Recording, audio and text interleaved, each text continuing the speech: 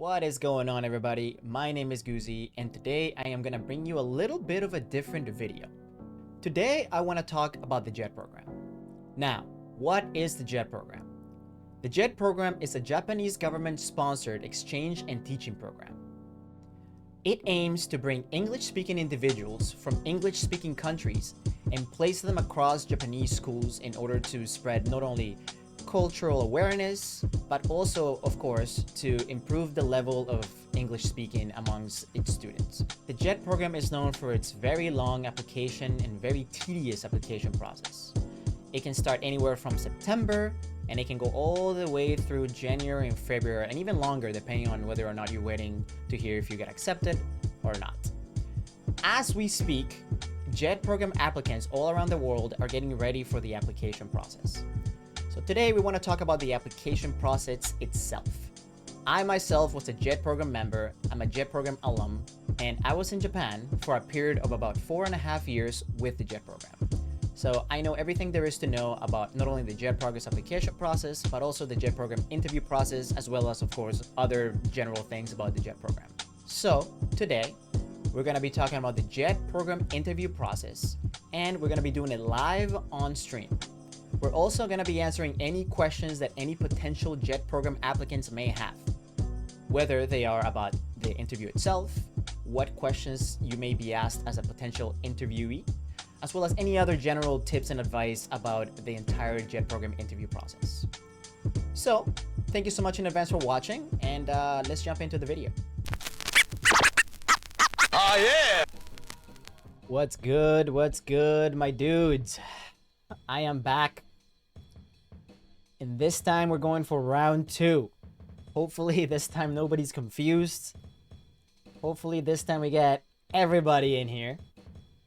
But we're a little early, so let's go ahead and just hang out. Let's chill out. Let's wait for people to come in here. Yeah, guys, it's we're 10 minutes away, 9 minutes away now from beginning. Nice to see some of you guys here. But yeah, guys, just let's hang out. Get a snack, get a drink, get comfy, get a blanket. And yeah, we'll begin very shortly, guys. Guys, good to see you. Eric, what's up? Crispy Pop-Tart? Yo, what flavor is that? Is that the brown sugar cinnamon Pop-Tart? What's going on, guys? Great to see you. Thank you so much for coming and joining. We're gonna start in about 9 minutes, okay? So let's just give people some time to join up. I'll go ahead and add the entire Discord once we get a little closer to the time. Apologies for the miscommunication earlier. I don't know what happened, but it doesn't matter. As long as we get through this, that's all that matters. Definitely need that blanket. Is -8? Oh my god, where are you? In like the Midwest? Where are you, in like Minnesota or something? Jesus. Hey, Hikari Clover, what's up? Guys, we're going to be giving people some time to get in here, alright? We'll be starting at 10 on the dot. Or 8 minutes, I should say. Wisconsin? Damn, dude, stay warm. When can we expect the video to be uploaded on YouTube? I'll probably work on it tomorrow. So, like, I'll save it, but then I'm going to do some, like, light editing. And I'll put it up maybe sometime tomorrow. Yo, the football jerseys, you like that? And then if we look a little bit more. Nice Japanese flags, dudes. That's how we roll around here. We represent Japan, even after the JET program.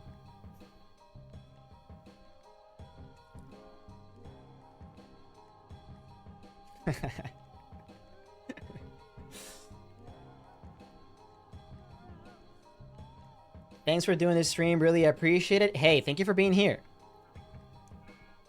Thank you for being here, guys. Listen, guys, I know, listen, JET is a very difficult program to get into.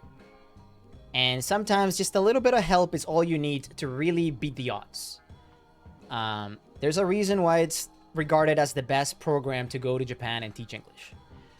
And yeah, it's got a lot of good things, but I think the most negative thing about JET is how long and arduous the whole process is. So sometimes just a little bit of you know, direction, it works a lot, helps out a lot. Something popped up. Now I gotta go. Well, no worries. I'll catch you later. Guys, if you for some reason are gonna miss the stream, make sure you're subscribed to my YouTube. I will be uploading this whole thing to YouTube sometime tomorrow, most likely. Exclamation mark socials for all my my social stuff.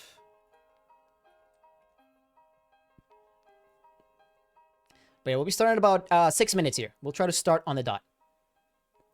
Same name as Twitch and Discord. Yeah, it should be Goozy style, but again, I just put the link down there, so it should be my link for my YouTube should be right above your message.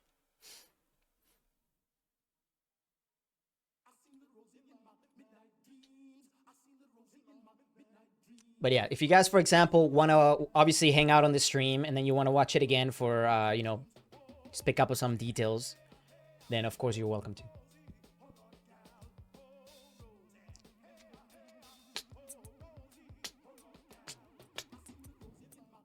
Jet stuff started. Yeah, we're gonna be starting in 5 minutes.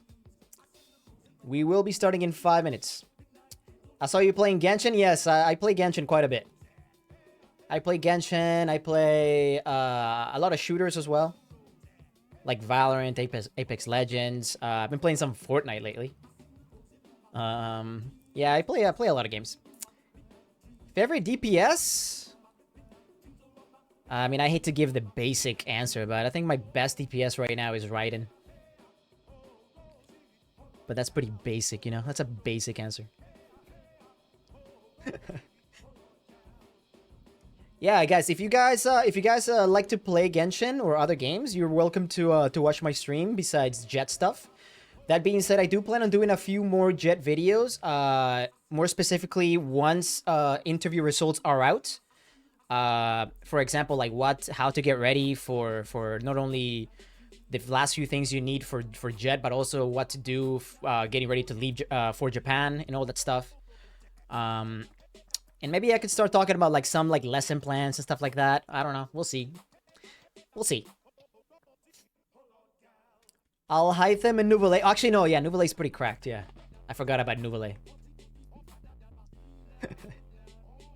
I forgot about Giga Chat Nouvelle.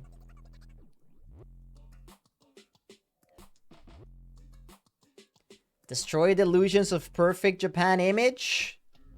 Damn, guys, there's always a party pooper in chat, isn't there?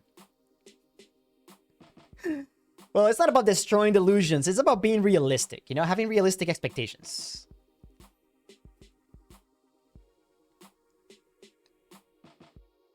I think for the most part, I think most people that apply to Jet have a somewhat realistic idea of what Japan is. But I feel like for sure, a lot of people have this weird expectations of Japan as being like a utopia place. And that's obviously not the truth for any place. But anyways, we're not talking about that today. We're talking about the Jet program interview. We're not talking about... We're not talking about that kind of stuff. Maybe on the next stream.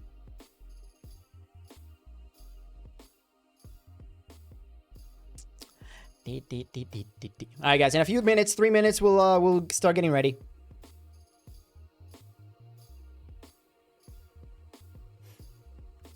Ding ding ding ding ding ding ding ding ding.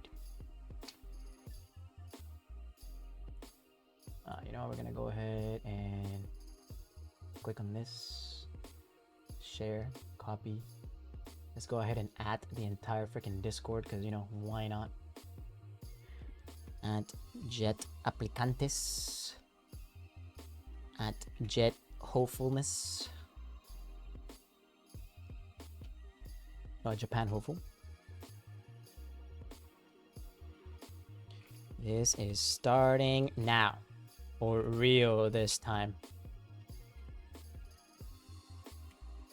There it is, guys. Should get a slew of people coming in here in the next few minutes. Do do do do do do. Do do do do do do. Do do do do do do. Do do do do do. Do do do do do.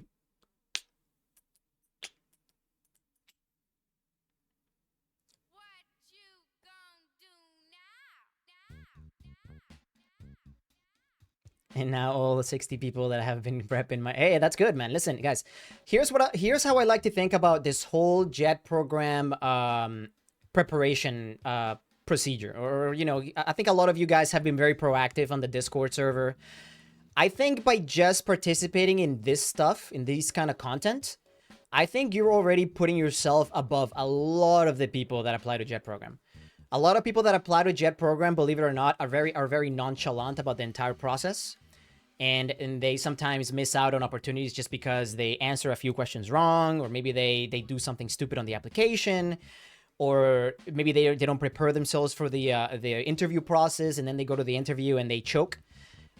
So I think right now, by you guys just being here, I think you guys are showing that you guys are very proactive, and just by being here, you guys, I think, are increasing your chances, of course.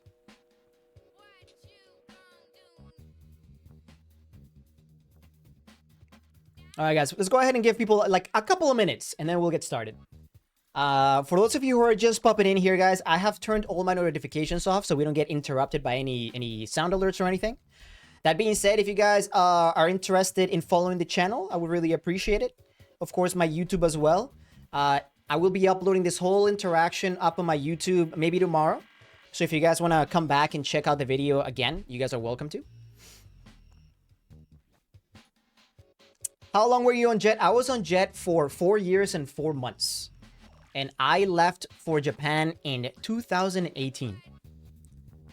So you might be asking yourself, what? Wait, 4 years and 4 months? How the hell did you get there for 4 months? I was an early arrival candidate. So yeah, when you go to Japan through JET as an early arrival, you leave in April and you begin the year as the Japanese school year begins. Yes, before COVID. Yes, before COVID. It was an interesting time. I started in 2018. I ended in, oh my god, 2022? Yeah, 2022.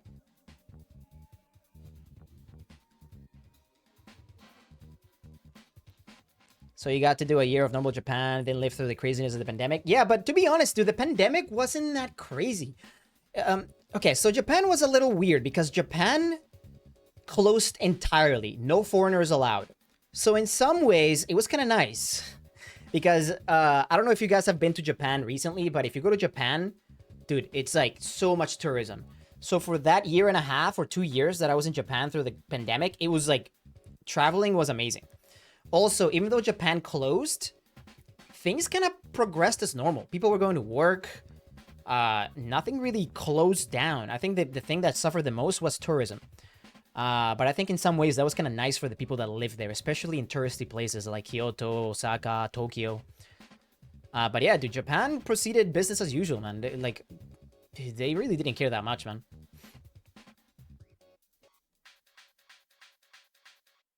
When you want to reapply, do you have to do this whole process again, or do you have to just... I mean, if I wanted to reapply, I would have to do the whole process again. Yeah. Where was I posted? I was posted in Shiga Prefecture. Right in the center of Japan. Right, if you look at the map of Japan, you're gonna see a big lake in the center. That's Lake Biwa. That's Shiga Prefecture. That's where I was.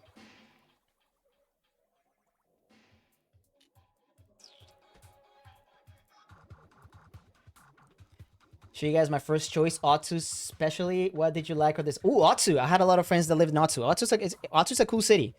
Right next to Lake Biwa. You can literally walk to Lake Biwa from Otsu.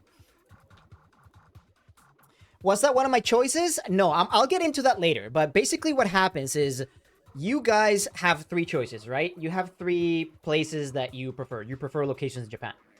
Now, when you apply to JET and you get past the interview process and you get accepted, your application is going to be sent to Tokyo. Now, once your application is in Tokyo, the people at Tokyo are going to do their best to try to accommodate your preferences. It doesn't mean it's guaranteed, but they'll do their best. Now, the thing with me was I was an early arrival.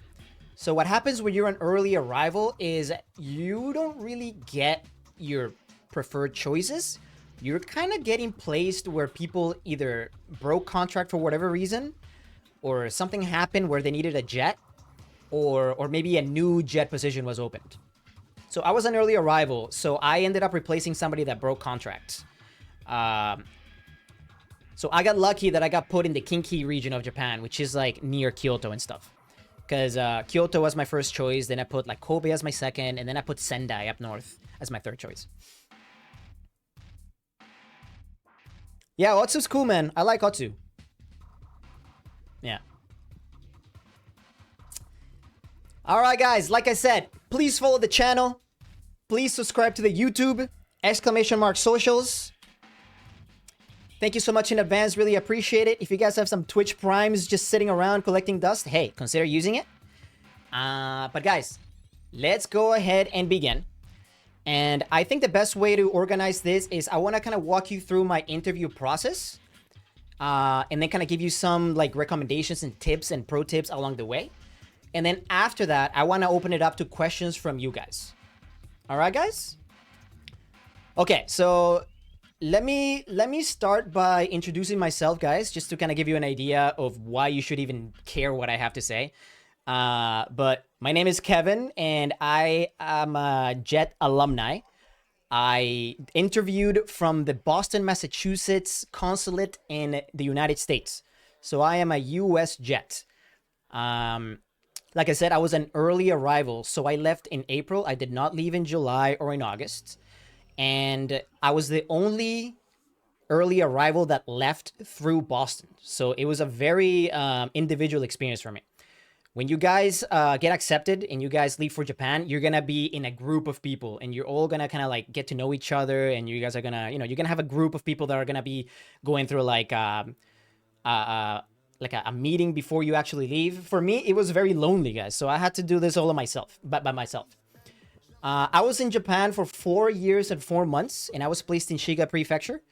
And I've been a member of this Discord since its inception, guys. So I've been helping around a lot in terms of like interview practices, as well as filling out the application, as well as general things about JET program and, of course, Japan.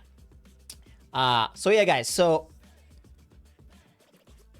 what to say about the interview? Okay, first and foremost, guys, I've been hearing that apparently the US is going remote, as in you're going to be doing your interviews via Zoom. I'm not exactly sure how true that is, but I know people from the UK, for example, you guys are going to have to go to the actual either embassy or consulate, or you guys are going to have in-person interviews. So I want to speak about the in-person interviews because, obviously interview behavior applies to both in-person and through Zoom. But there are some things about in-person interviews that I kind of do want to get into, especially pertaining to JET. So first and foremost, guys, make sure you have a suit. Okay, guys? That goes for those of you who are going to be doing Zoom meetings. Okay? Please have a suit. Okay? Let me tell you a little story about my interview. When I went to my interview, the Boston consulate is a slightly larger one compared to some other ones. So they had 2 groups of interviews going on at the same time. That means that there were several people waiting in the waiting room. Okay? When I got there, I made sure to say hello to the security guards. I made sure to be very friendly to everybody that I met along the way as soon as I entered into the building. And that goes for everybody. As soon as you enter the building, start thinking as in you've already begun the interview. The reason I'm saying that is because I've heard stories from previous JETs and people that work at consulates that apparently sometimes JET coordinators will talk to security guards and people at reception desks, and they will ask them about particular interviewees.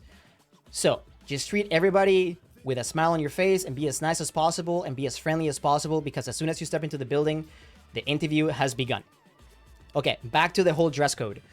I went into the reception desk. I spoke to the receptionist, who happened to be a previous JET member as well. And she told me to sit down. And then a girl came in wearing a sundress and a jean hoodie jacket. Now, obviously, I didn't want to say anything. Not my place to say anything. But needless to say, I don't think that girl got in. So for the dudes, make sure you're wearing a nice suit and a nice tie. And make sure your tie isn't too loud. If it's a patterned tie, make sure it's not too extravagant. For ladies, of course, you have a little bit more freedom. You can wear a lady suit. As long as you look professional, you will be fine. Remember, in some of these cases, you're going to be walking into an embassy or a consulate building. In some of these buildings are going to have a very corporate vibe. Okay, guys? So make sure you are dressed really, really nicely, really professional. okay? If you have facial hair, if you're a dude and has facial hair, make sure you trim that shit up, get a haircut, just look the part, okay, guys? All right, so like I said, I went into the Boston consulate and I made sure I showed up really, really early.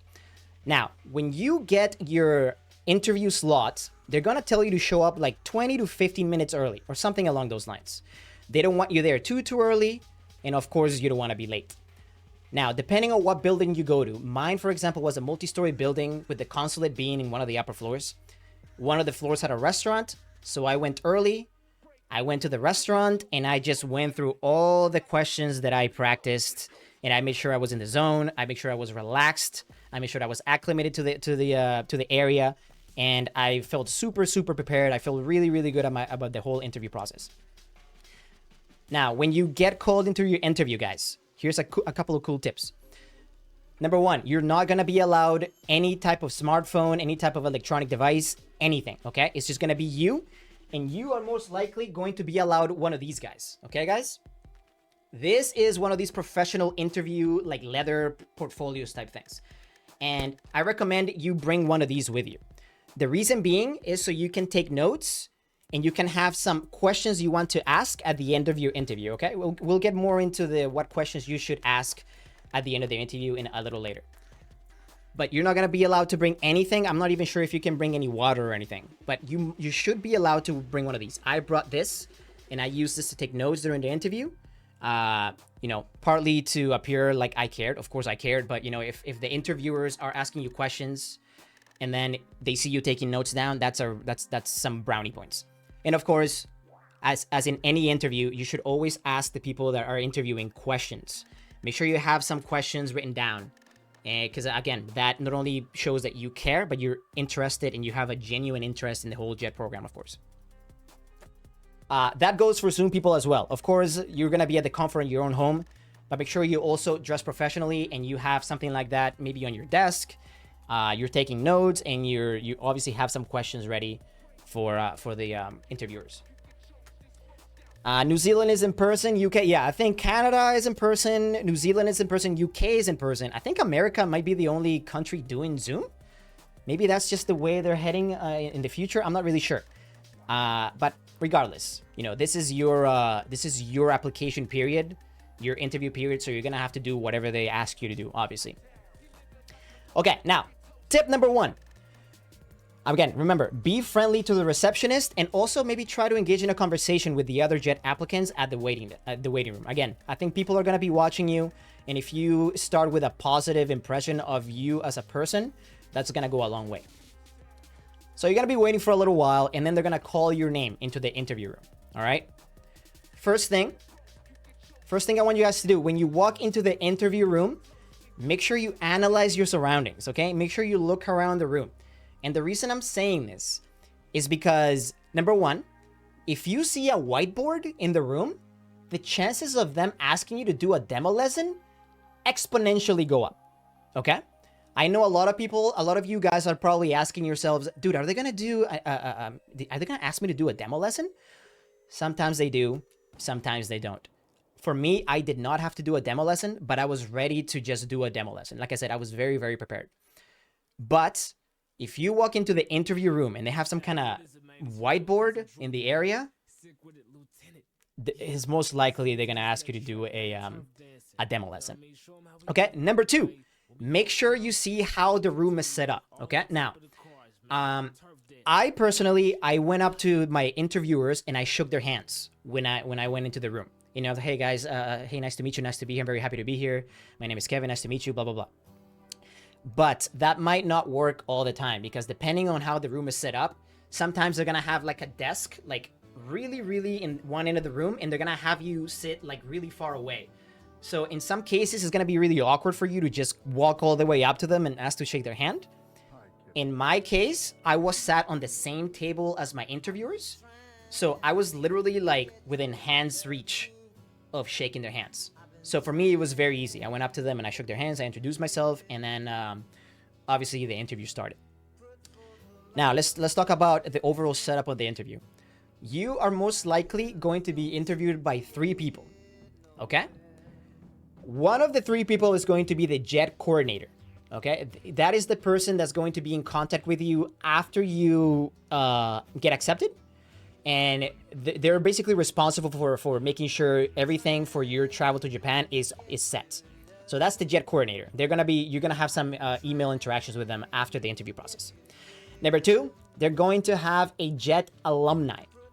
And this person is there to provide some alumni perspective, and they might even ask you some questions as well. And number three, they're going to have a Japanese citizen or a Japanese national.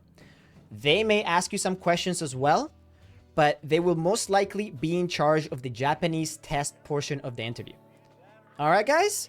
If you guys remember during your application, I think they asked you if you spoke any Japanese and what level you thought your Japanese level was. I think the options were like beginner, intermediate, and advanced, right? It doesn't matter if you chose either of them. They're going to do a little Japanese test section. All right, guys? So just keep that in mind. Remember, analyze the room when you walk in there. Try to introduce yourself if you can. Shake some hands. And then sit down. Yes, I know the US is in line, but I'm talking to people from, New Zealand, Canada, the UK, apparently Jamaica as well, and those countries are in person. So obviously, if I'm mentioning something that is relating to in person, obviously dismiss it if you're an American. Okay, so number one, guys, I recommend all of you to be as relaxed as possible. Okay, you want to get used to being able to answer questions with a little feeling of nervousness. Okay, you do not want to be at the point where you have rehearsed so much and you have really good answers for some really good questions and you're able to do it on the fly with your eyes closed and then walk in there, and as soon as you start getting nervous, you do not want to kind of, start stuttering or stumbling or you know what I mean? So if you can, before your interview, it's a really good idea to try and get some practice with somebody that you do not feel too comfortable with, okay? So for example, a friend, I don't recommend having like a very good friend giving you practice, or your mom or your dad. I recommend somebody that is at some kind of like professional capacity, like a professor or something like that. The reason for that is you want to be able to get used to dealing with that level of anxiety, that level of stress, that nervousness, and be able to answer really good questions in a really eloquent way. Okay? Okay, so let's talk about some of the questions, some things that they might ask you right away. Okay, and also I'll make sure to go over some of the questions they asked me. Number one, they might ask you to tell them a little bit about yourself. Okay? So this is where we jump back into the SOP. Now, a large majority of the questions they're going to ask you are going to be based on two things: your application and your SOP, your statement of purpose. So it's been a while since you guys probably looked at your SOP or your application. So my recommendation is, if you guys got your SOP and your application, print it out and start looking over it just so you are familiar with exactly what you said on both your SOP and your application. Okay, guys? You want to make sure you're consistent with your answers, because they might ask you a question about some classes you took in university, or they might ask you a question about maybe a job you currently have, or they might ask you a question about scholarships, or they might ask you a question about maybe some tutoring you may have done during your school time. Okay, so make sure you are familiar with your application and your SOP front and back. Your SOP will play a big part in some of the questions they might ask you. So make sure you are very familiar and highlight some points on both your application and your SOP that you think they might ask you questions about. Okay? Number two, there are two questions that every interview will ask you, okay? It doesn't matter what country it is. Number one question is, why Japan? All right? Every single jet interview that I can think of, or somebody that I've spoken about that's been on jet, they can always guarantee they're going to ask you, why Japan? Okay, guys? So make sure you have a really good reason as to why Japan. And also keep in mind that every single applicant is going to be asked that same question. So If you can make your answer really, really personal and really, really meaningful to yourselves, then your answer is going to be much, much better than just some cookie cutter generic answer. Because I guarantee you, a lot of people are going to be like, well, you know, Japan, I really like the culture, I really like the food and blah, blah, blah. You know, just have a really personal take on how to answer that question. All right, guys? So if there's any answers that you want to rehearse, are going to be for that question. Why Japan? All right? Have a good answer for that question. Number 2. The second question they will most likely 100% ask you is why the JET program, okay? When you say personal take, what do you mean? Okay, this is what I mean. I'll give you my example. For example, when they asked me why Japan, I spoke about how my interest in Japan kind of begun and how it relates to my profession. So, for example, I really got interested to Japan when I decided to become an architect. And during university, I started taking Japanese architecture courses. And that right there was what really, really started my interest in Japan. So I took that question and I used it as a way to talk about my love for architecture and, you know, more specifically, my love for Japanese architecture. All right. So that's what I mean. Why is the reason for your interest in Japan? Instead of just saying some generic stuff like, oh, the food, the culture, the pop culture, you know, try to make it personal, something that's kind of unique to you. For me, I think my approach was very unique, the whole Japanese architecture thing, because I am an architect. That was my reason for going to Japan. All right. So that's what I mean about personal take. Okay, guys, just try not to be super generic, because remember, these people in some consulates, they're going to be interviewing possibly hundreds of applicants. And all of them, they're going to ask them the same question. Why Japan? Why JET? So they're going to be hearing pretty much the same answers back and forth. So you got to think of a way to how to stand out on those two answers, because those two answers are 100% going to be asked, okay? Okay, number 2. The next question they're going to ask you is why JET? Now, this question is a little bit more straightforward, and I want to tell you exactly how to answer it, okay? You of course can, you know, change the wording on this, but basically what you want to mention is JET. JET is the only teaching program that is not only sponsored by the Japanese government, but not only focuses on teaching, but also the exchange portion of Japan. Okay, make sure you use that word, the exchange portion of Japan. That JET, that E in JET is very, very important. Make sure you mention that on your interview in some capacity at some point. Well, not only that, of course, it's a government-sponsored program. It focuses on teaching and exchange. You know, it's got a very strong support network of not only current JETs but also JET alumni. It's got a very recognized pedigree around the world. It's been around for a long, long time. So just make sure you say any of those things, okay? What makes JET stand out from, say, programs like Interac, Borderlink, Nova, you know, and all those other like Eikaiwa / dispatch companies out there, okay? I feel like I won't remember this. It's okay, Faceless. This is gonna be on my YouTube. And don't your Faceless, don't worry. This is for I don't think you're applying to JET program, all right? All right, guys. Any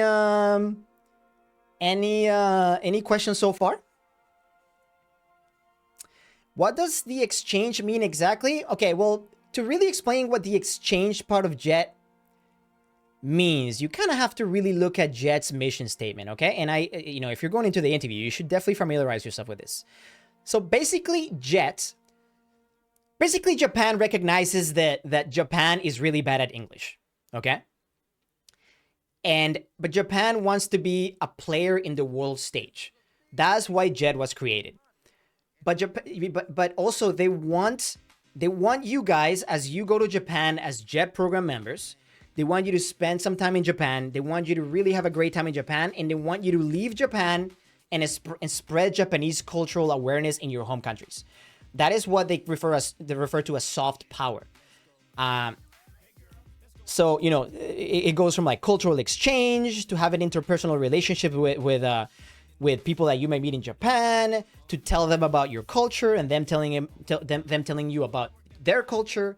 It is just a way to spread, cultural influences and make international friends and all that type of thing. So that, in my opinion, over the teaching, that is what separates JET. Obviously, if you want to just go to teach in Japan, you can go to Japan as an Interact member, or you can go to Japan as a Border Link member. It might even be easier.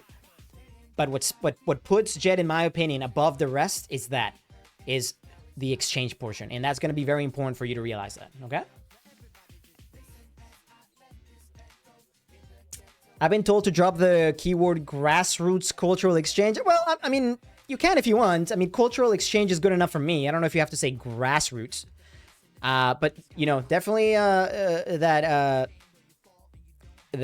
E in JET is a very important point that you definitely want to make sure you not only mention, and if you don't have the opportunity to mention it, then you are very aware of it. Okay.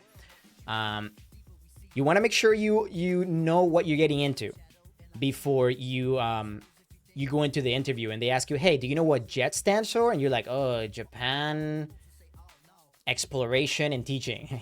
Yeah, that's probably not a good thing. Okay, so make sure you're familiar with the JET motto or the JET goal or whatever. All right, any other questions about those two questions, guys?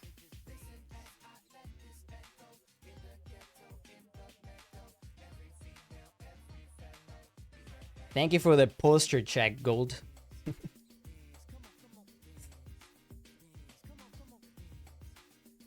You're doing awesome explaining this. Hey, thank you very much. Appreciate that.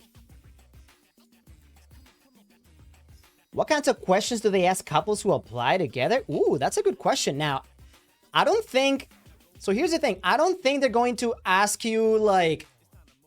I don't think they're going to bring you in and they're going to be like, oh, I see here that you are a partner with this person. Let me ask you this question. No, I don't think they're going to ask you questions like that. I think they might ask you, like... if for some reason in your application you mentioned that you have an applicant that maybe you're gonna have a dependent if you get into JET, they might ask you about that. But I don't think they're gonna be like quizzing you both in terms of like, well, I asked him this question, so now I gotta ask her that question. You know what I'm talking about? I wouldn't really think about it that way. They might ask you something pertaining to like, if you get into JET, what will your significant other do, or what will your partner do? And then you can answer that accordingly. You'd be like, well, I'll go to Japan. I'll try to get as acclimated as possible, as fast as I can. And then that way, when they come here, they'll come to a place that is very very ready for them, or something like that. Anyways, okay, guys. So now let's go ahead and go through. Is it best to ask questions about bringing a dependent during or after the interview? This being if they are in the program. Let me ask you a question about the application process. When you filled out the application, did they ask you if you had a dependent coming? Yeah, I think they ask you if you're like single or if you have dependents, right? If I remember correctly. They might ask you questions about that, to be honest. Yeah. Yeah, the thing is, if you're not legally married, I don't know how a visa would necessarily work out. Because I don't know if if you can bring them if you're not legally married. That is a question you are going to have to ask either the JET coordinator or somebody else, because I don't have that answer for you. Yeah, if you're not legally married, they have no legal... I don't know if they're gonna support you with doing anything for just in what in their eyes would be just like a girlfriend or a boyfriend. You have to be married to bring your partner. Yes, I would assume that's probably the procedure. You have to be legally married for you to be able to bring them as on like a dependent visa or something like that. So, yeah. All right, guys. Let's go ahead and let me go ahead and talk about some potential questions they might ask you. Okay. So for example, some questions they might ask you is Like, for example, how does JET factor into your future goals? That is another common question that you might ask. Again, let me touch back on what I said earlier. As a JET program member, what JET essentially wants to do is they want to bring people from abroad. They want them to have a great time in Japan, and they want them to leave the country and spread cultural awareness about Japan. Again, the whole thing about soft power. So if you get asked a question like that, how does JET factor into your future goals? I would not recommend you say something along the lines of, oh, I want to stay in Japan forever, okay? I don't think that's a good answer. Again, for the same point that I made earlier. They want people to leave Japan and go back home and then talk about Japan to their family, their friends, their workplace, and blah, blah, blah. That being said, even if your goal is to stay in Japan long-term, you know, that's great. You know, that doesn't matter. Good for you. But I wouldn't answer that question like, oh, after JET, I want to make sure I look for another job so I can stay in Japan forever. Think of a way that makes them think that, you know, you want to go to Japan, you want to have an amazing experience in Japan, and you want to go back home and tell people about your amazing experience in Japan, okay? Along the same lines, guys, obviously, I think you guys know, everybody here knows that JET program is a year-to-year contract, okay? In the same way I'm telling you not to possibly mention the fact that you want to stay in Japan forever, I wouldn't go out of my way to say that you're only going to Japan for 1 year and then you're going to leave, okay? That is not necessary information. You can keep that to yourself and answer and maybe talk about your future JET plans. Like, for example, for me, my interest is architecture. I always wanted to go to Japan to learn more about Japanese culture because as an architect, I recognize that architecture is culture made physical. And what better way to learn about a country's architecture than to learn about its culture? So my goal was always to go to Japan, spend some time in Japan, learn about Japanese culture and Japanese architecture, so that I could come home and then apply those design principles into my future works. So in my opinion, that's a really good answer. You know, I'm not talking about living in Japan forever. I'm not talking about going to Japan for 1 year and then dipping out. So try to think about answers for questions like that. Okay? Another common question they might ask you guys is, for example, well, let me preface this question by saying, when you go to Japan, guys, you guys are going to be paired up with a JTE. Okay? If you guys don't know what a JTE is a Japanese teacher of English. They're basically going to be your bosses. All right? Now, one very common question they're going to ask is, if you are in the classroom and you notice your JTE making a mistake, what are you going to do? Okay? So they want to know how you would approach the fact that your JTE, aka your Japanese teacher of English, what would you do if they made a mistake in the middle of class? Now, I think this is kind of like a tricky question, and they want to know if you're gonna correct it in the middle of class, or if you want to correct it after class, or if you want to interrupt the lesson. So that is something you are gonna have to figure out. Take him outside, Wilton, the class is finished. That is one way to do it. Okay? Let me tell you how I answered that question, guys, because I was asked that question, okay? This is what I answered, guys. What I said is that my plan was to be as proactive as I could be as soon as I arrived in Japan and as soon as I arrived into my workplace. And my goal was to have a really, really proactive working relationship with my JTE. And that is one of the questions that I wanted to approach my JTE even before classes begun. So that way I knew ahead of time if my JTE made a mistake, I would know exactly how to tackle that, whether they wanted me to address it in the middle of class or after class or anything along those lines. So that's what I would do, guys. I would just try to build on the fact that you want to be so proactive and you want to have a good working relationship and in a good communication relationship with your JTE, so that when a problem like that arises, you already know what you're going to do. Okay? So don't let them trip you up with questions like that. Along that same line, they might even ask you something along the lines of like, what will you do if a student is being disruptive in class and your JTE is not doing anything about it? Again, I would answer that question in the very same way. I plan on having such a good relationship with my JTE, such a proactive relationship, that when problems like that arise in the classroom, we know exactly what to do. I think that answer for both of those questions is probably the best way you can answer that question. I think they're trying to get you in the in a spot where they're gonna be like, oh, I would interrupt the class. You don't really want to interrupt the class. I guess if you're gonna choose between interrupting the class and maybe approaching the JTE after school or after class, I think approaching them after class is probably the better approach.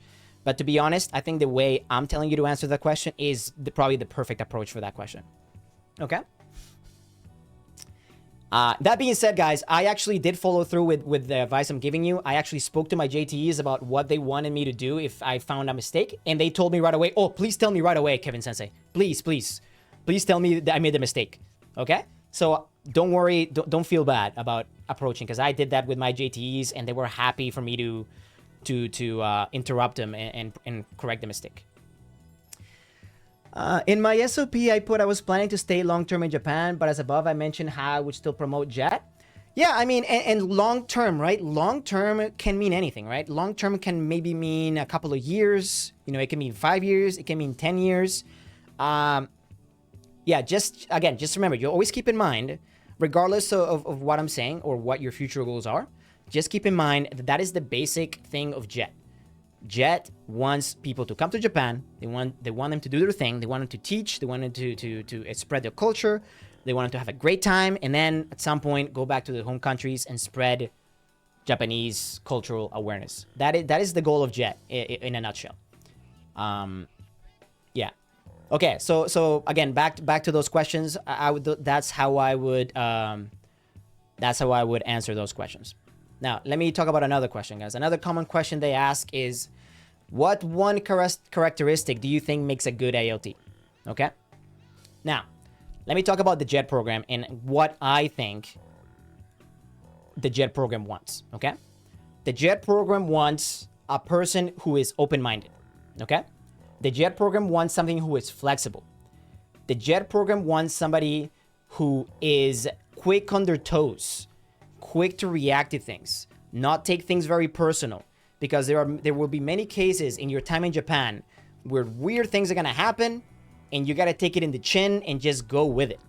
For example, I think every single JET member here, I think we have a couple in chat, can tell you that 5 minutes before class, your JT is going to come up to you and is going to be like, Kevin Sensei, do you have a game that's going to last 20 minutes for next class?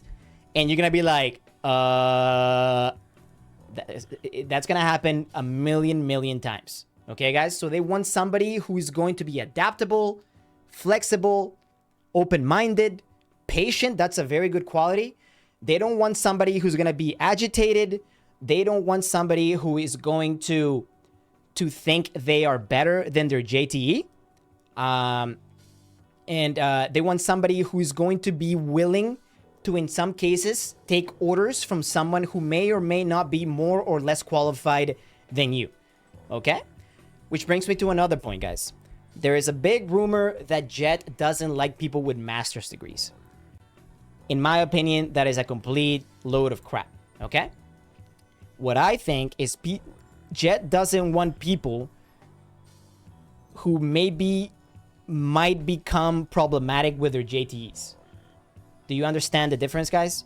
A person with a master's degree might get to the point in JET where they might think less of their JTE, because obviously they are more educated, and you know, in certain ways that tends to happen. You know, there's so many cases with your JTE is going to ask you to do some stupid shit, and you know, you just have to do it, because at the end of the day, you're going there as an ALT, guys. You're going to be an assistant language teacher. Okay? So you got to make sure you understand that. You're not going there to take over the Japanese classroom. You're going there as an assistant. So just keep that in mind. Okay? Because in my opinion, guys, why wouldn't a program want to hire the best they can get? You know, if I was an employee and somebody applied to my job with a master's degree, oh, I'd be like, hell yeah, come on.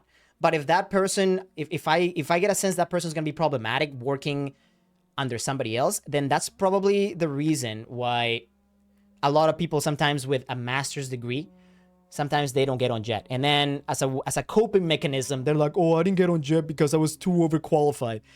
Guys, I think that's a bunch of crap.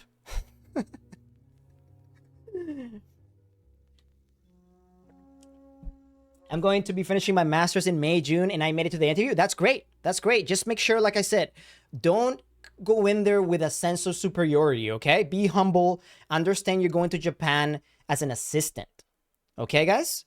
You're going to be assisting people. And in some cases, guys, there's some cases where you're going to be just cutting paper and making freaking little games for months. And that is the reality of the program sometimes. Sometimes you are there as a... Your role in JET varies from being a tape recorder to sometimes being the clown during classes. Sometimes you're there just to play games. And sometimes you're there just to repeat after me. Repeat after Kevin Sensei. Monday. Tuesday. Sometimes that's all the job is, guys. And sometimes you just gotta take it in the chin and just go with it. Okay? So if you have a master's degree, if you have a fucking doctorate, it doesn't matter. You're an assistant English teacher. My dream, to be honest, as an illustrator and animator. Oh, dude, if you have a background in graphic design, dude, you're gonna be you can make your own stickers, which your students will love. You can make your own graphics for games. Dude, I made some really cool graphics when I was doing my games for my kids, and dude, they freaking love them. So I think you'll have a great time. Yeah, I've heard it said as an ALT, you aren't a teacher, you aren't entered. Pretty much, yeah. Like that's the case. I think sometimes as you build a really good relationship with your JTE, they're gonna put more trust in you. But you know, there's a spectrum. There's a spectrum of how you're gonna be utilized. You're gonna be utilized as a tape recorder in some cases. And sometimes, you know, in some more unfortunate cases, sometimes you're going to be with a JTE who doesn't give a crap and then just going to make you the T1. Okay, guys? If you guys don't understand the terminology, T1 is basically the main teacher. As a JET, as an ALT, you're not supposed to be the T1. You're supposed to be the ALT. But some JTEs will take advantage and just make you T1. I had one friend, for example. She was made T1 all the time. And I think the reason for that was because she was half Japanese, half American, and her Japanese was incredibly advanced. And I think in some ways, you know, she kind of got treated as an actual teacher rather than ALT. So, you know, experiences can vary, guys. As you guys proceed through the whole JET program application process, you guys are going to become very familiar with the acronym ESID. Anybody know what ESID is for bonus points? ESID? Talk to me, guys. What's ESID stand for? Every situation is different. Hell yeah, baby. We got some jets in here already. ESID, guys. Listen, I hate to say it, but that's the reality, man. Every situation is different. And for example, Rihanna, DX Sana XD, she was actually in the same city with me. She's also a JET alumni. And her situation was way different from my situation, even though we were in the same city. Okay. Speaking of which, I'm half Japanese. Will that affect my chances of being hired? No, absolutely not. Don't worry about that one bit. If anything, during the interview process, work that through your strengths. Make sure you identify why possibly having some Japanese background, whether it's cultural or through you know, through your family, how will that help you living in Japan? Try to find the strengths about that and mention them during some of your questions, for example. How does knowledge of the Japanese language affect acceptance placement? It will not affect your chances of being accepted in a negative way. It can only be a positive. So let me talk about that for a bit. At some point in your interview, you're going to be asked a Japanese test, okay? And in this case, you're going to be hearing from the Japanese person that will be at your interview for the most part. They're going to ask you a few questions in Japanese. The first of which will be to do a Jiko Shokai. If you guys don't know what a Jiko Shokai is, it's like a little introduction. So it'll be like, you'll be like, my name is this. I like this.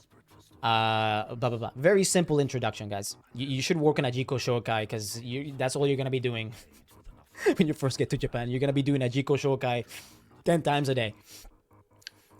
Anyways, and basically the Japanese test is going to be like a go until you stop kind of test.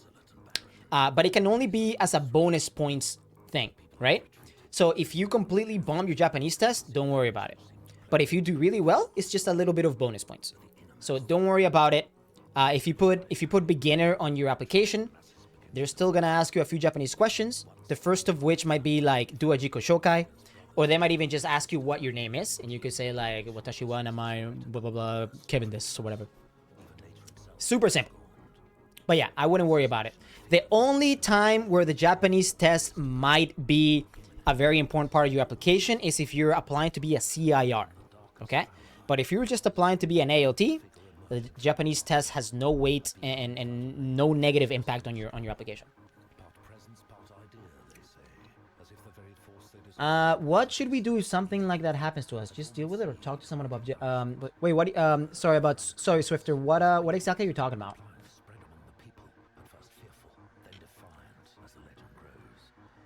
Does it matter if I use my first name or last name for self-intro? I would just use my first name.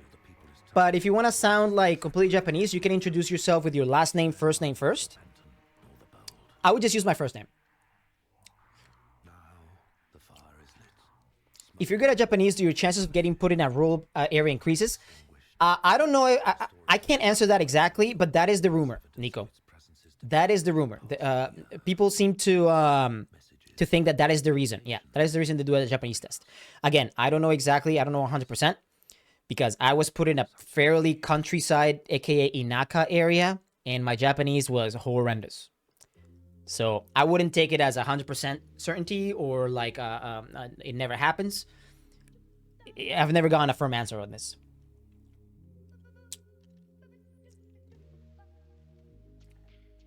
I would use your name as given to you by birth. Don't Japanize your name.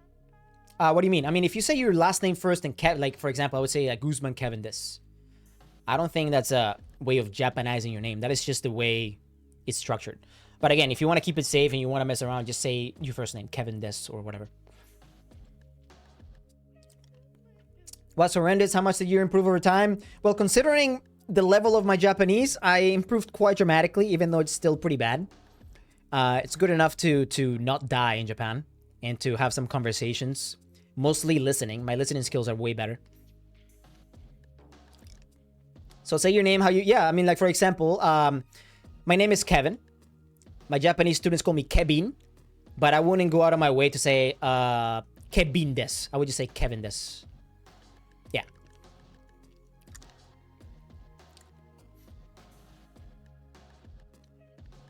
Yeah. Like, all my students would be Kevin sensei. I'd be like, and I just introduce myself as Kevin sensei.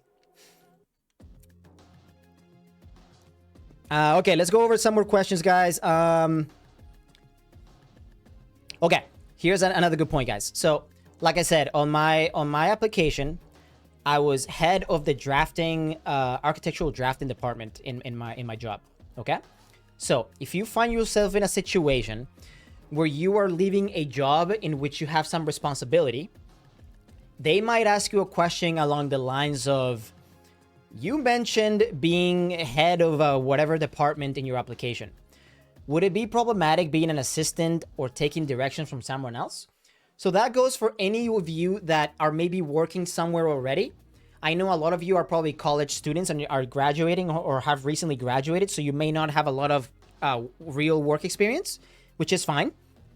But if you are currently working somewhere or you're planning on moving from your current position and you have some kind of managerial role or you're the head of some kind of department and you're going to be a jet, maybe prepare an answer along the lines of, are you going to be okay taking directions or being aka an employee under someone, aka your JTE? Because once you get to Japan and you get to your school or schools, your JTE is basically going to become your boss. So try to work out a good answer for that. Obviously, the answer is very simple. No, you are going to have no problems taking directions from anybody that may be superior to you or above you. Just make sure you work out a nice way to phrase that. Okay? All right, another question they might ask you is, what 3 items would you bring to describe yourself or your culture to class? If you guys have any ideas of something that you might want to bring to class as a way to do like an introduction, because once you get to Japan, your first ever lesson is going to be an introduction lesson. and you're gonna introduce yourself to all the students in your school for the most part. So guys, why don't you guys type in chat, what 3 items would you bring to describe you, yourself, or your culture to your class? Cowboy, yo, that's a good one. Cowboy boots would be great. Yeah. And you can actually do this. You can bring this. You can bring some stuff to show your students. You guys see that Barcelona jersey in the background? I actually brought that to my class, and I showed that to my students, and the soccer kids went crazy. My waifu Riaz, yeah, don't bring your waifus, guys. Don't say you're gonna bring your waifu. If you bring your waifu, you might as well just walk out.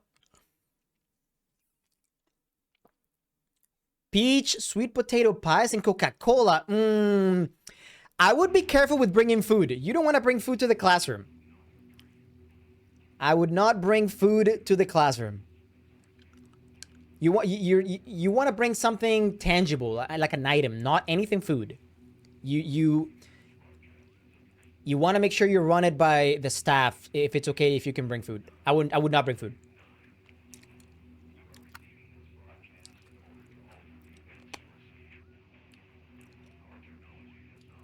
I would bring an army bomb, Jamaican flag, and a Jamaican t-shirt. An army bomb? What is that? Yeah, pictures of food would be great. Absolutely, yeah. In many cases, you're gonna have like something called a smart board in a lot of your classroom, which is basically like a big TV on wheels. And you'd probably be making a PowerPoint presentation, and you can make like a slideshow about yourself. So yeah, pictures would work. Dude, a Boy Scout uniform would be great, yeah. An army bomb is a light stick. That'd be interesting, yeah. I thought you were saying like a decommissioned grenade or some shit.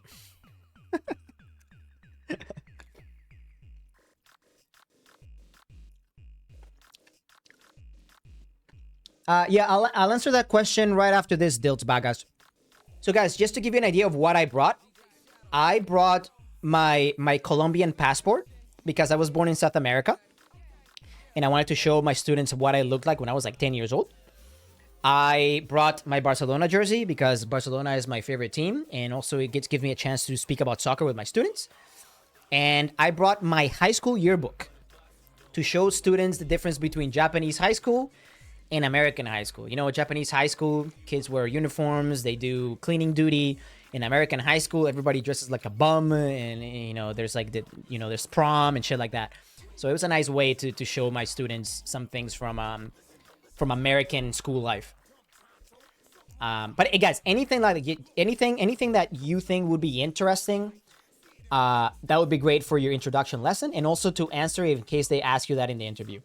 Again, do not bring food. Do not bring food to the classroom, because in some cases, if you ask teachers if you can bring food, they're gonna say straight up no, just because of issues with allergies and just didn't want to deal with the hassle of possibly bringing food. And then if you bring food into one class, you're gonna have to bring food to the other class, and in some cases you're gonna have like 9 classes per school.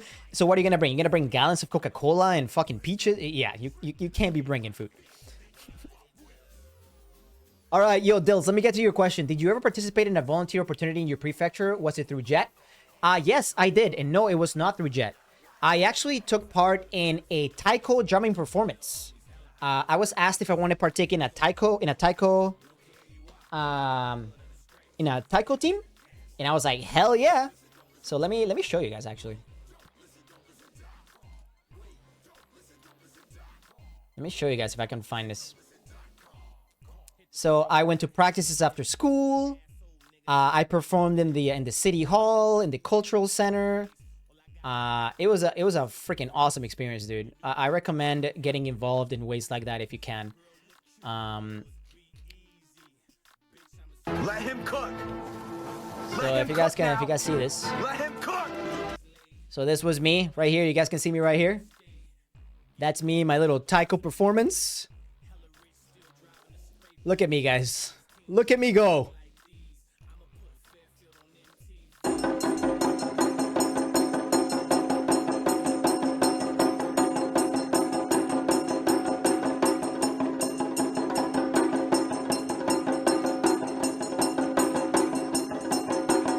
That's awesome, man. I'm Indonesian, and I'm in Indonesian Assemble group here. Yeah, it's dude. This was, looking back, this was like such a good experience, man. And you know what's funny, guys? Actually, guys, I still have the sticks. I still have the sticks, guys. Check this out. So yeah.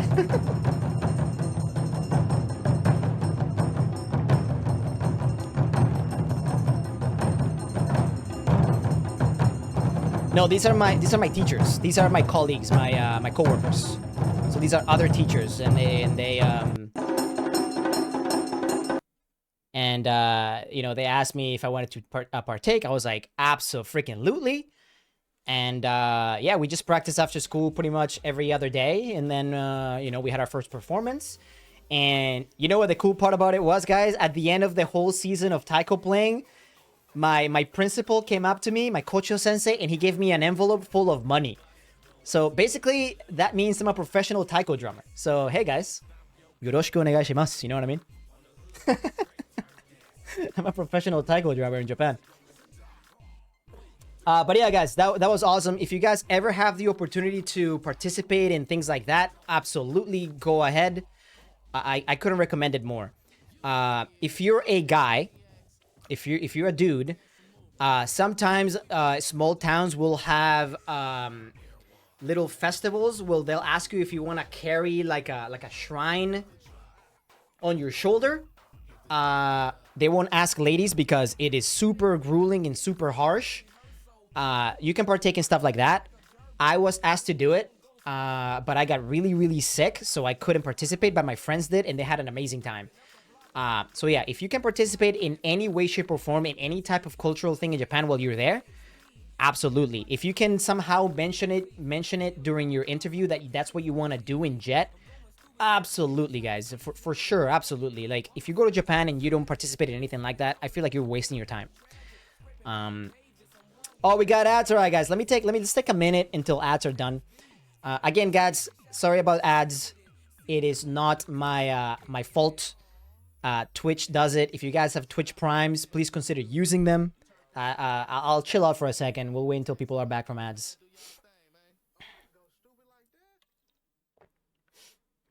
Gives me some time to chill out my throat.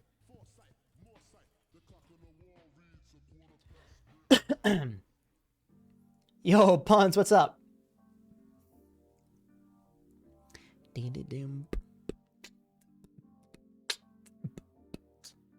All good with the ads, guys? Are the ads done? I'm sorry, guys. Yeah, like I said, the only way to do it is to sub to the channel. So, of course, if you have a Twitch Prime, use it. If not, just let me know when the ads are running so I can chill out. Okay, guys. So, yeah, let's go ahead and maybe open it up to some questions, guys. Do you guys have any questions that you may have about the interview progress? Like, are there any questions that have been bugging you? Like, oh, crap, how am I going to answer this question? How will I answer that question? Oh, what if they ask me this question? What am I going to say? Anybody have any questions? I love traditional music, so I would love to learn. Dude, actually, yeah, that's a good point. Listen, guys, if at some point you get asked something along the lines of joining a club, and you are interested in some kind of a club activity, I would 100% recommend you actually try clubs. Now, the one thing to be careful about clubs is when you join a club, you want to make sure you are aware that if you join a club, they're going to expect you to act like a club member, okay? That means show up to practices. That means practices after school. And that means practices on the weekends, okay? So, if you want to participate in a club but not be like tied down to a club, I would do what I did. Now, what I did is I went to the soccer coach who happened to be the math teacher. And I asked him if it was okay if I came to practices every once in a while. He's like, oh, absolutely. And that was the way I was able to go to soccer practice every once in a while, but I was not tied down to a particular club. And that way, you can maybe try out the table tennis club, or you can try out the kendo club or the judo club, or, you know, if they have like a archery club, you can try that if you want as well. That's my recommendation. Don't tie yourself down to one club. unless you are 100% ready to become a member. Because clubs are a serious business in Japan, and the kids and the teachers take it very serious. And in some ways, it's basically like what the kids do after school. Could you elaborate on what a demo lesson they might ask for details? Okay, that's a really good question, and I know that people might be a little nervous about the demo lesson. Now, first you gotta understand why they're gonna ask you about a demo lesson. The reason they might ask you about a demo lesson is not to see if you're gonna be an amazing teacher or a bad teacher, because in some cases, they'll ask you to do a demo lesson and you might not even have any teaching experience. The reason they're gonna ask you to do a demo lesson is to test how you perform under pressure. Can you come up with crap on the fly? Can you just look around stuff and then just try to like, oh, what's this? This is a pen. This is, it can be about anything. If you guys need any help or just a little bit of advice on how to do a demo lesson, I would go into the interview with the 4 daily questions, okay? And this is what I used to do as a warm-up in all my classes. I would do, how are you today? And then be like, I'm fine, thank you. And you? Okay? The second question would be like, what day is it today? It's Tuesday. What's the date today? It's January 2nd. And the last one, what time is it now? You can start like that, and then while you're doing those questions, you can maybe look around the room and see if there's anything weird. Anything that you might want to, maybe like, you can do like, what is this? Or maybe you can do like a color thing with like, what color is this? This is white.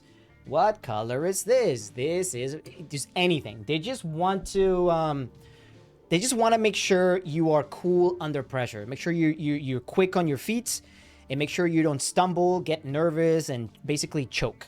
All right? How long would the demo lesson be? I think they'll probably tell you. They'll probably tell you, can you do a 5-minute demo lesson on whatever? And in some cases, they're going to be like, okay, pretend we are 3rd grade students. Give us a demo lesson about colors. Sometimes they might even be more open-ended, and they'll be like, okay, give us a demo lesson about anything for 5 minutes. But again, just because it doesn't mean you're going to be 100% doing a demo lesson. It is just a possibility. I was not asked to do a demo lesson in my interview. Some people were, some people weren't. It is just a matter of the consulate, the people interviewing you that day. I would, however, be ready to do anything, pertaining to something. Okay. I think somebody asked a question about Japanese. No, you should never speak Japanese to your students, especially in the classroom. In fact, I would discourage you from doing so. I think maybe outside of class, it's okay to speak Japanese to your students, but in the classroom, never. You're there to provide a sense of immersion. You're not there to speak Japanese to them, okay? You want to make sure they're comfortable coming to you and speaking either a little bit of English or maybe in Japanese, and you replying in English. You want to make sure you are there as an immersion mechanism. Don't speak Japanese, okay? Do you have any tips about students asking about sensitive topics? Example, given in some questions were racism towards indigenous people or the students being outright racist? That's actually a good question. There's some interviewers might ask you some heavy political questions, or questions about history, for example, World War II, and the bombings in Hiroshima and Nagasaki. I think my overall advice for questions like that is try to avoid taking a firm stance on something, even if deep inside you feel strongly about a particular topic. Try to take it from an outsider's perspective and answer in a very open-ended way. For example, when I was getting ready to go to Japan, and I was getting ready for the interview process, a big concern was, Trump and running for election and Trump being president. And, regardless of how I felt about Trump, or regardless of how you feel about Trump, it's important for you not to be like, oh, I hate Trump, he sucks, blah, blah, blah. No, you want to answer it in a very open-minded way. Maybe take it as an opportunity to explain about the two political parties. And, some people believe these things, some people believe these things. And, everybody is entitled to their opinion. Things like that. Never, ever take a personal approach to polarizing questions. That's the same advice I would give to anything about racism. And, in some ways, you're going to have to tippy-toe around the answer. But just, you know, try to do your best. I think overall, just don't take a firm stance on anything that's polarizing. Can you just tell the student to ask the history teacher about sensitive topics? You could do that. And if you don't know the answer, you could just tell the student, listen, I don't really know about that question, but I'm going to do some research and I'll talk to you tomorrow. That is very acceptable to do it as well. If they're asking you something about a very sensitive topic or something that's even too complex for your own understanding, you can say that. You can be like, oh, actually, that's a very good question. I actually don't know the answer, but let's talk about it tomorrow and I'll try to give you an answer tomorrow. That is another very, very respectable answer. But again, overall, just try not to take firm stances on polarizing, divisive subjects. Remember, guys, you are not going to Japan to change Japan. You are not going to Japan to broadcast your ideologies, whether they be personal, political, economic, anything. You wanna make sure you're not trying to go there to influence people in that type of way. Okay? So just keep that in mind. In fact, I think part of your JET program is going to be you are not allowed to participate in any type of protest. You might get sent back. So just think about it that way. Politics are choto musukashi. Yes, they're very musukashi.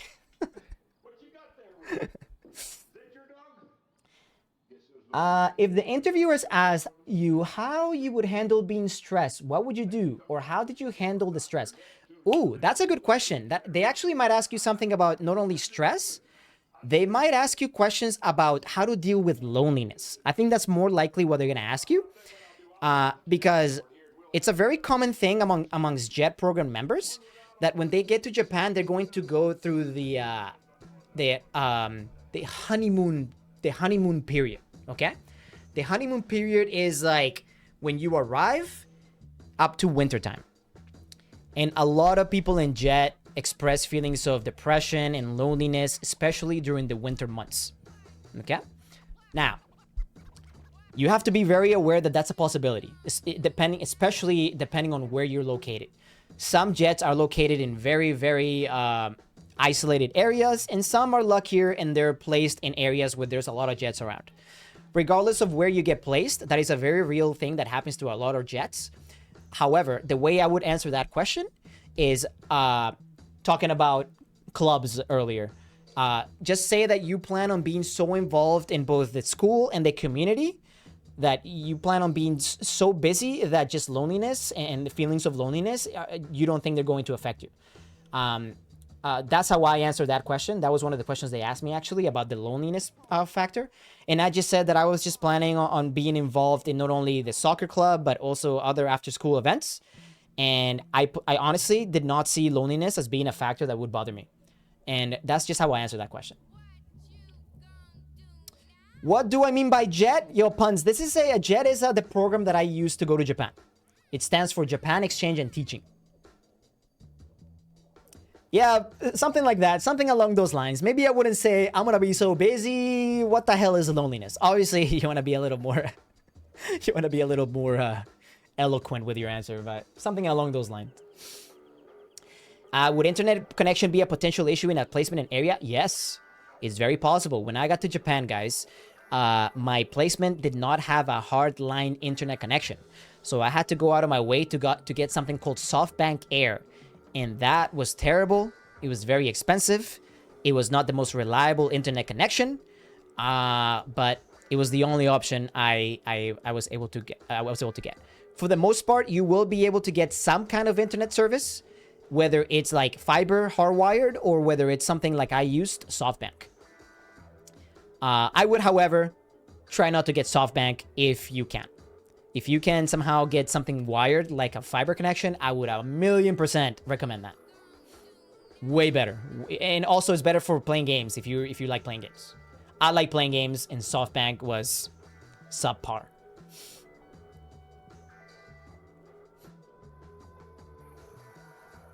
All right, guys, keep launching those questions at me. I'm having a good time.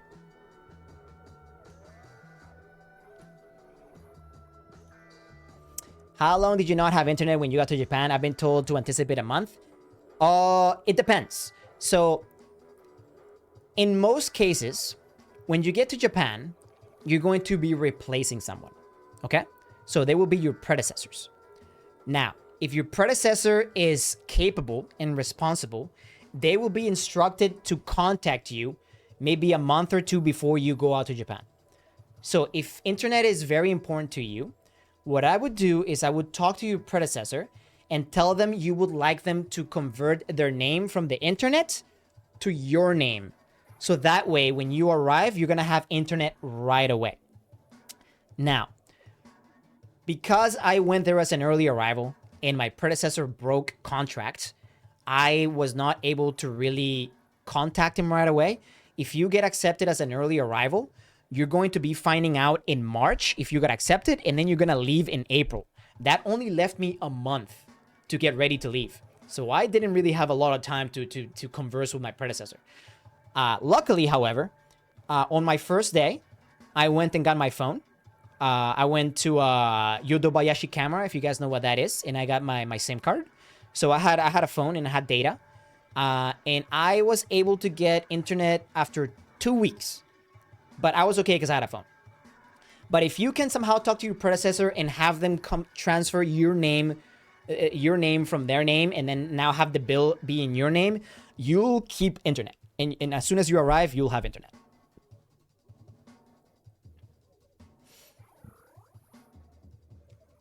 Did I have to deal with any racial discrimination from students? No, absolutely not. However, I have heard that some jets have had some issues with students. You know, I'm not gonna shy away from speaking about it, guys, because it's a very real thing. I've had friends who were, you know, of African descent, and they've had some things said to them. I've had friends who were, you know, LGBT, and they've had some things said to them. You know, it is a very real thing that can happen. So again, just don't take things personal. Remember, you're going to a country that is 98% Japanese. Okay? In some cases, some Japanese students have never seen a foreigner in their lives. So just go there with that in mind. And if they ask you something about racial discrimination in your interview, just say that you understand some of the biases and some of the, you know, the things that can happen. And just say that you're there to educate people in terms of, you know, racism and discrimination and things like that. I've seen it generally recommended that if you're queer, keep it out of the school since your coworkers may distance themselves from you. I guess it depends. I mean, personally, I would follow that approach. But I also had a fellow Jet who was very outgoing about his you know, his sexual orientation, you know, or how he identified as. And you know, he even made it a point to do presentations about it. So, you know, I guess he got lucky that maybe his colleagues didn't overreact, or I think the keep it to yourself thing is probably the best approach. But, you know, every situation is different. Every situation is different.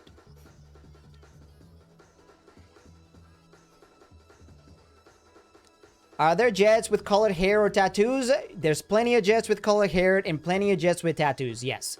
However, if you have tattoos, you gotta cover those up.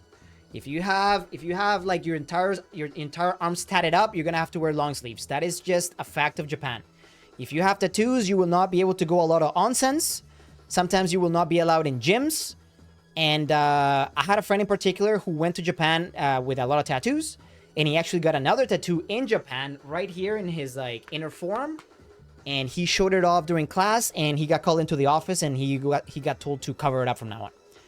So yes, the Japanese view on tattoos is a very backwards, it's a very old school, very stupid thing, but it is a reality, and you have to accept it.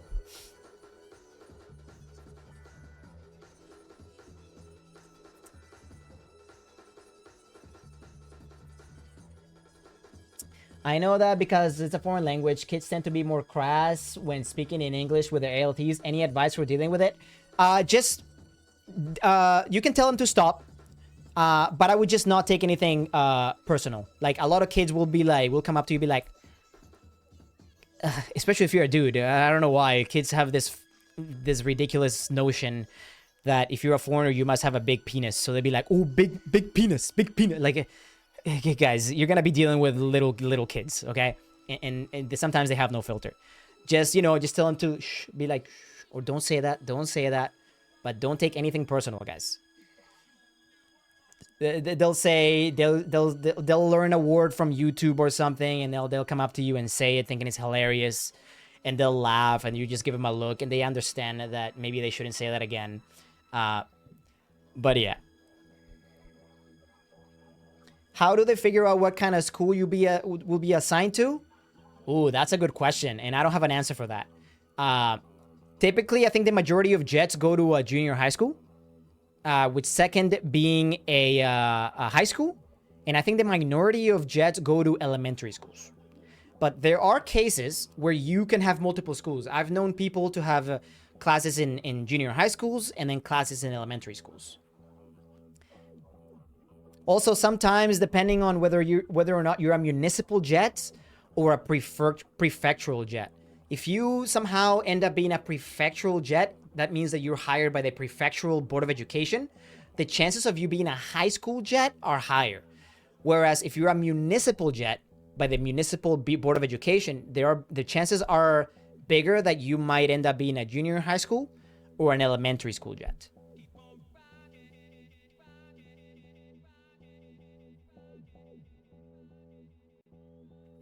What was the end of the interview for you? Did they ask any closing statements or anything along those lines? Oh, great question. Okay, guys. Depending on who your interviewers are, sometimes they might give you time to ask questions. Sometimes they won't even give you time to ask questions. Regardless, I implore you to ask for permission to ask some questions. On my interview, they forgot about it. They didn't ask me if I had any questions. So I was like, if you don't mind, is it okay if I ask a couple of questions? And they were like, oh yeah, absolutely. Almost like they forgot about it. So make sure you have some questions ready. So I believe my main questions were for the previous jet. And I asked her, it was a lady, I asked her what she recommended in terms of building a good relationship with her JTEs. I asked them about club activities. And I forget what my last question was, but you definitely want to have at least 3 questions ready to ask your interviewers. Did you have an English test? No, but I've heard that some UK candidates can have an English test. So if we have some UK jets in here, if you could elaborate on your English test, I think it's a very basic test. It's something like, what's the difference between then and than, right? Like THEN and THAN, just stuff like that.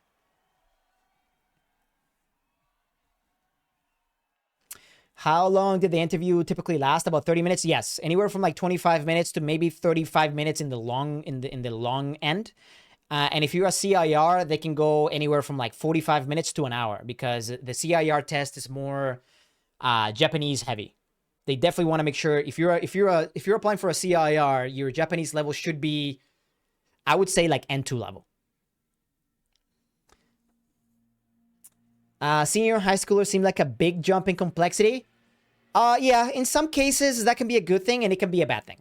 I think it can be a good thing because typically in Japan school life, high schoolers tend to take school a little more serious because in Japan, your high school career is more important to get into a good university than your university career. In some ways, some people say that Japanese college students go to college to just mess around because they know that once they get a job with a company, they're pretty much going to be there for the entire careers, and the company kind of just wants to train people from the beginning. So from what I've heard, Japanese high school students tend to be a little more serious, and you can do more complex games, and you can have more in-depth conversations than, for example, obviously like an elementary school student or a junior high school student. That being said, of course, that is not true always. There are some high schools who don't behave really well, of course, but that's also true in junior high schools. I missed it. How long did you say the ALT test was? You mean the ALT interview? 25 to 35 minutes. Yeah, 20 to 30 minutes, I would say. That's probably the most average. Do they have opportunities to move up in the CIR position? I'm working on my degree to reach that. I honestly don't think so. I don't think so. I think that's one of the things about being an ALT, for example. If you go to Japan to be an ALT for life, that is not a career path that I can recommend. There's not a lot of opportunity for progress. And if you go as a CIR, you got to remember, when you go to Japan in JET, your contract is max of 5 years. And because of that, I think once you get placed in a position, they're going to keep you there for those 5 years. Some places only allow you 3 years. During COVID, there were some cases where contracts got extended to up to 6 years, but the majority is 5 years. Any trick question during the interview? I had one trick question, and I don't know if that was a mistake from their part, but during my application, during your application, they ask you about any Japanese courses that you may have had. Now, I never had any Japanese language courses because my architecture curriculum was very much centered around architecture. However, I did take some specializations into Japanese architecture. So I listed my Japanese architecture courses. Now, when they asked me in the interview, they asked me about my Japanese language courses. And I don't know if they were doing that to like mess around with me, or I don't know if they were doing that because it was a mistake. So I just clarified. I'm like, well, I did take some Japanese courses during my university years, but they were not language oriented. They were architecture related. And I told them how after my 3 years of university as an architecture student, you can choose a concentration. And I chose the concentration that would allow me to take Japanese architecture courses. So it wasn't really like a tricky question, but it was something that they kind of mistook in the application.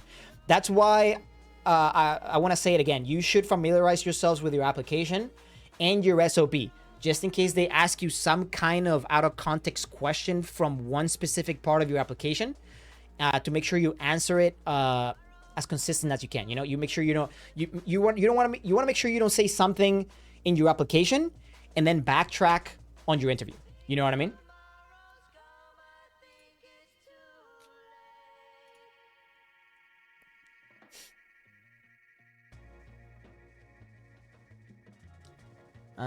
Okay, let's keep looking at some questions. I am Asian, but have been living in England. Will it be an issue? Yeah, I think what Sana said. Some people may assume you're Japanese and that you might know Japanese. But others will have no problem with that. Actually, during my time in Japan as a jet, we had one of my friends who was half Japanese, half American, and she was very much treated like a Japanese person. And also, it didn't help that she was very fluent in Japanese. And also, it didn't help that she had a hard time saying no to certain things. So sometimes she got treated as the T1, aka the main teacher in the school. And in some cases, that was kind of bad for her. But then we had another ALT who I think he was of Chinese descent, and he didn't really speak Japanese, and I don't think he had that same problem.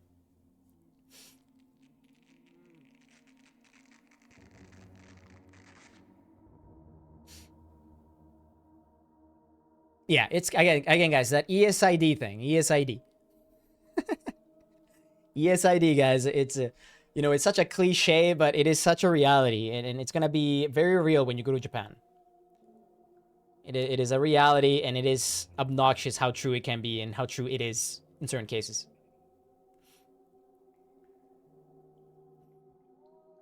All right, guys, more questions? Any more questions about the interview process? Anything that's stressing you out?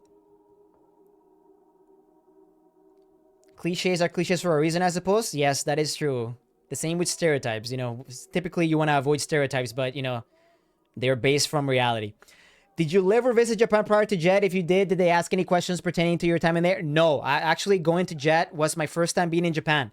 And I thought that was actually going to be a weakness of my application, but I think it ended up being a strength. They might ask you. They might ask you, for example, what you did if you were like a foreign exchange student. They might ask you about your experience in Japan as a foreign exchange student, or maybe you went there in some kind of summer program, or yeah, they might ask you, or they might not. But for me, it was my first time, and it was magical. The first time I was in Japan, guys, it was amazing. Hi, you talked about personalized by Japan and JET, and you used your major. I have a major in animation, however. I heard that I shouldn't talk about anime during the interviews. Ooh, that is an amazing question. Now, guys, let's talk about anime for a second, okay? Guys, I love anime. I watch anime. I watch anime on a regular basis. However, I would not make my SOP and I would not make my personality completely centered about anime.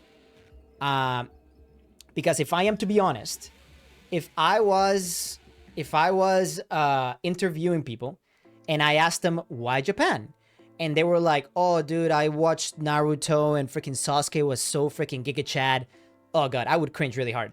So what I would do is just focus on the animation, on the animation approach, and maybe if you can give some examples about like the history of animation and stuff like that. I think that's a better approach than just straight up focusing on anime. Okay? And the reason I say that is because Japan is such a culturally rich country that just focusing on anime, even though that might be the nucleus of your interest in Japan, I think just focusing on anime as the thing that brought you to Japan, I think it's in some ways a disservice. So just if you're interested in manga, maybe approach it from the means of Japanese visual media, animation, maybe Japanese animation from I don't know, the 60s or the 50s or something like that, and maybe give some examples of some like old school animation, or some animators that are maybe really important to the anime world and stuff like that. But again, that is a tricky one because I know a lot of people's first experience in Japan was through anime. I mean, when I was a kid, I used to watch Dragon Ball. But back then, I didn't know about anime. That was just the cartoons I watched. It wasn't until later that I found out that, hey man, Dragon Ball is anime, and anime is about Japan. And I was like, oh. So yeah, just be careful with just making everything about anime. That is just my perspective. But again, if it's very important to you, just make sure you approach it from the animation side of it. Yeah, so that would be my recommendation. All right, guys, we got some ads. Let's go ahead and take like a minute break. Let me know when the ads are done. Again, guys, if you guys don't want any ads, of course, if you have a Prime sub, consider using it. But for sure, we will be. Let's wait a minute for everybody that's in an ad to get back from the ads, guys. Again, out of my control. I don't do it, guys. Blame Twitch.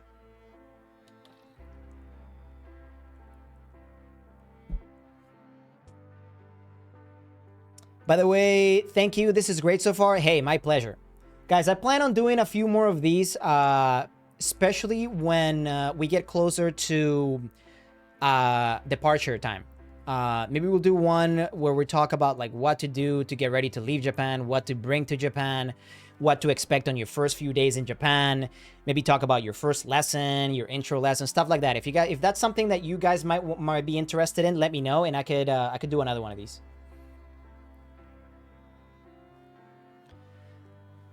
Is there anything that can help you get placed more urban? Ooh, unfortunately, no. I think outside of just putting very urban preferences, I think in some ways where you get placed is very much a roll of the die.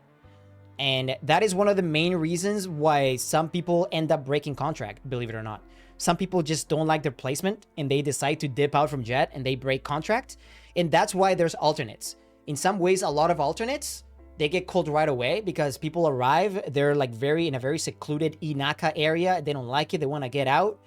And then they bring the alternates. So unfortunately, there isn't a lot of things you can do besides maybe asking for like places like Tokyo, Osaka, and I don't know, like Kobe City or something like that. Maybe just put like really, really like bigger cities in your preferences and maybe they'll consider that. But yeah. Any hobbies to avoid discussing? Yeah, waifu collection, body pillows. Yeah, that's probably there. Maybe some doujinshi reading. Maybe keep those away from the hobbies. Were you sharing the accommodation? No, I had my own apartment to myself. I don't think many people. I think most Jets have their own apartment. Yeah, for the most part, I think. Hobbies are pretty open topic. Keep the rule, polite company. Yeah, 100 GF. Yeah, maybe don't tell them that you watch ecchi anime. Yeah, keep things professional, guys.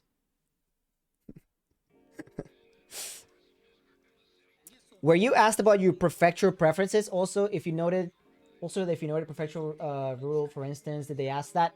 No, they did not ask me, but that is a very possible question they might ask you. They might ask you, oh, why did you choose Kyoto, for example? And of course, they've probably heard that answer the same a million times. Oh, Kyoto is the cultural capital of Japan. I love blah, blah, blah. So yeah, just maybe have a reason why you chose certain locations. In the opposite side of that question, if you chose no preferences, maybe they'll ask you, wait, why didn't you choose any preferences? And maybe you can say something along the lines of like, well, I know that I'm going to Japan to teach English and to also spread cultural awareness. And it doesn't matter where I am. Wherever I go, I'll make sure to do my best. And that's probably the best way to answer that question.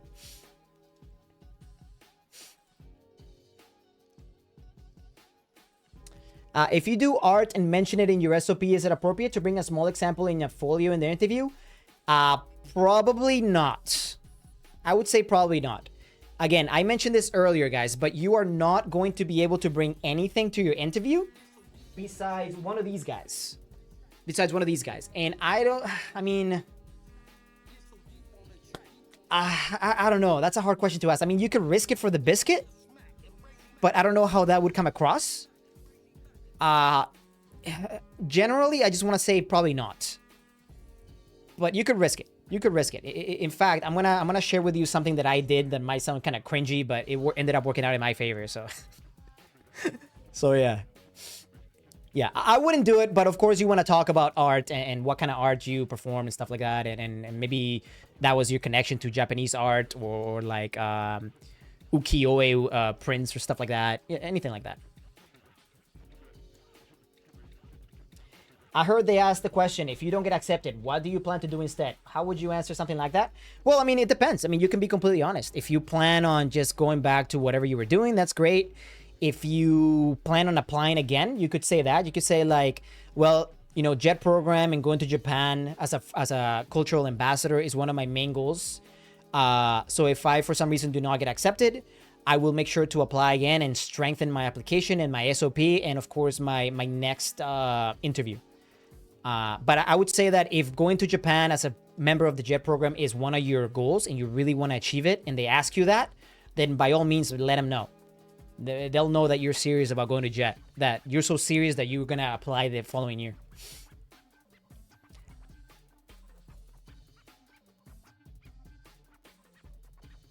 Go into the interview like, hello, I want to live in Japan as I want to be Ash Ketchup. Catch them all. Yeah, don't do that. Yeah. How to not get into JET 101. Just go in saying that.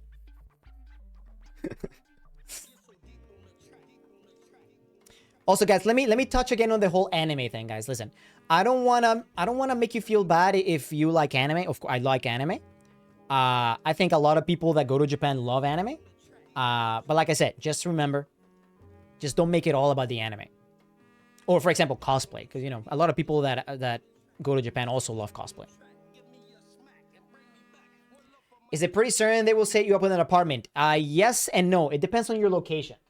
I think for the most part, if you're a Tokyo jet, in some cases, Tokyo jets do not get set up with an apartment. So if you are a Tokyo jet, the chances are you might not get set up with an apartment. If you are a brand new jet to a brand new city and a brand new school, they have no history of dealing with jets, so they will not have an apartment for you. So you will have to do your own apartment shopping, or yeah, and that can be a pain. I had a friend who also got accepted into early arrival, and she was placed in a brand new city with a brand new school, which had no history of jets, and she had to find an apartment in 1 month. That was stressful for her. Like, I had a month to get ready, and I had my apartment ready and everything ready. And she had the same thing. She had a month and she had to find an apartment. So, obviously, if you're early arrival, that's an issue. But if you're not early arrival, you know, chances are you're going to have more time to find an apartment. And in some cases, you'll be communicating with a BOE member, a member of the Board of Education, and you'll be doing some correspondence back and forth. Maybe they might send you like floor plans of an apartment, and you'll say yes or no and stuff like that. Does the program help with apartment shopping? In most cases, yes. They should be somebody at the Board of Education who's in charge of all the jets. That will be your supervisor. And for the most part, they will help you out. Yes. But again, ESID, guys. Every situation is different. Sometimes they can be very helpful, and sometimes they might not be as helpful. You got to understand, guys, that a lot of these Board of Education supervisors, they don't do it because they want to. They do it because they are assigned to. So some of them take it more serious than others. So luckily, you have a great supervisor. When we arrive in our placement, how long until work really starts? Okay, well, that's a multiple answer question because, okay, you're going to be arriving in Japan on a Sunday, okay? Monday, Tuesday, and Wednesday are going to be your orientation days. So Monday is your contract begins on that Monday, okay? Although you will be in Tokyo doing orientation things. So Monday, Tuesday will be orientation. Wednesday will be your departure day. You will meet up with a representative of your prefecture or your city, and you will be traveling with them to your placement. It is very real that you might start going to school on that Thursday. Okay, and that sucks because you're going to be jet lagged, you're going to be exhausted, but you will have to go to school on that Thursday.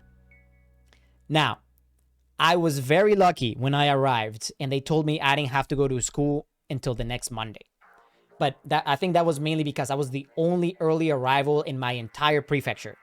So yeah, that was the reason for that. So if you get lucky, maybe you'll have to go to school on that Thursday, or maybe you'll have to go to school on that Friday. Also, you got to remember, guys, when regular departures leave to Japan, you're going to be going to Japan in the middle of summer vacation. So even when you go to school, there's not going to be much to do. You're kind of just going to be what we like to call desk warming. And that's a perfect time to get to know your JTEs. That's a perfect time to get to talk to your JTEs about teaching style. Maybe talk about what books they use. Maybe talk about what kind of games they like, what kind of activities they like, what they expect from you from classes or stuff like that. So in some ways, going into Japan in the summer is a little better because you get more time to kind of acclimate yourself. And then classes begin in, like August 14th or something, like the middle of August. But when I went to Japan, guys, when I arrived in Japan, I arrived at the beginning of the school semester. So I got to Japan and I was already teaching classes, guys. I was doing a freaking introduction lesson right away. So that was pretty rough. Do the teachers get any of summer break off? No. You have to use your Nenkyu. Nenkyu is your pay time off. You have to use your Nenkyu. There's no such thing as, hey, summer vacation, you can stay home. Absolutely not. You have to go to school and you have to sit there. Can I watch this video again after you finish? Yes, I'm going to be uploading this to YouTube. So please subscribe to my YouTube channel, !socials. I'll be uploading this most likely tomorrow. Also, if you guys follow the channel, my Twitch channel, this will be up on my VODs. And of course, please take this opportunity to follow the channel. I would really appreciate it. If they ask what I'll be doing while desk warming, are there any wrong answers? Yes. If you just say you're going to sit there and twiddle your thumbs, that's a bad answer. I would say you probably want to like work on activities and mini games and stuff like that. You want to communicate with your JTEs and come up with ideas for mini games, or PowerPoint presentations, for any several types of grammar points.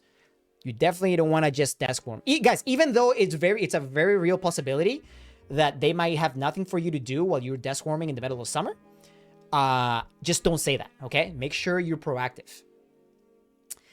Okay, thanks, Goose. I'm applying today. Going to find me a wife in Japan. Yeah, dude, they don't hire people over the age of 50, dude. Sorry.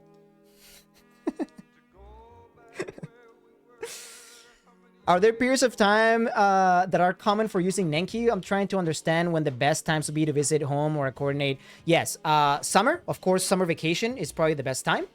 And sometimes winter. A lot of jets go home for the Christmas break. So, yeah, those are basically the main times. However, sometimes every once in a while, I would take Nenkyu on like a Friday or a Monday just to have a long weekend. Because guys, as members of the JET program, this is another great thing about JET program, guys.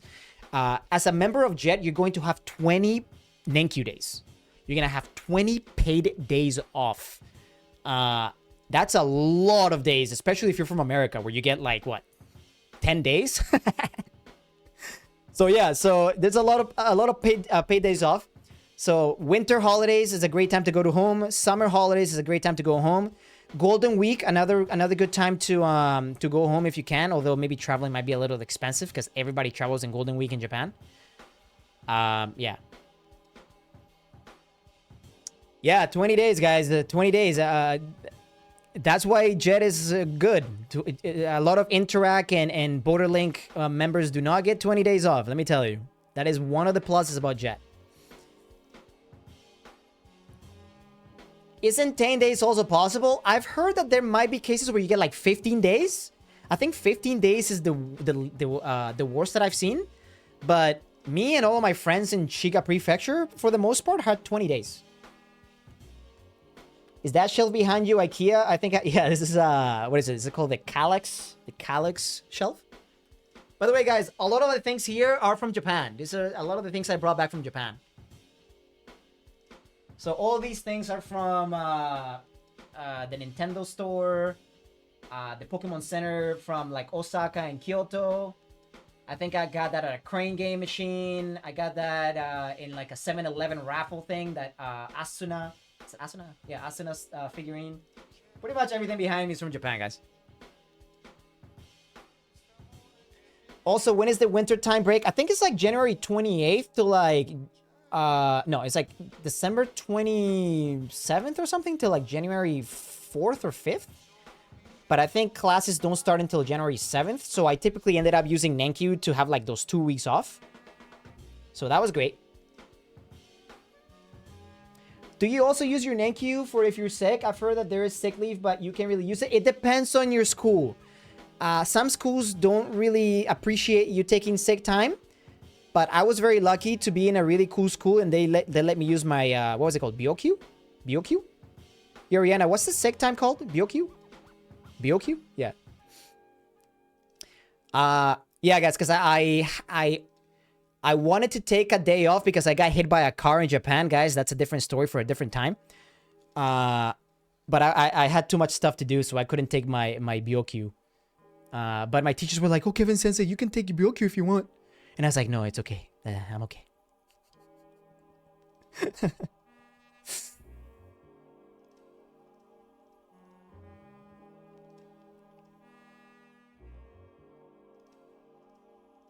How many people do you know that got their prefecture that requested? Ooh, that's a great question. Oh, I don't think I can answer that question because I never really was like, oh, dude, did you ask for Shiga Prefecture? I don't know. Rihanna. Yo, Rihanna, did you ask for Shiga as a possible place? Guys, Rihanna is a JET alumni as well.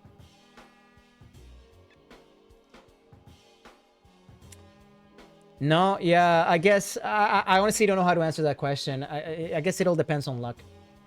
Who is the interview panel made out of? I heard some people say 3. Yes, for the most part, it will be 3 people. I've already gone through this, but I'll repeat myself. There's going to be 3 people. One of them will be the JET coordinator of your consulate or embassy.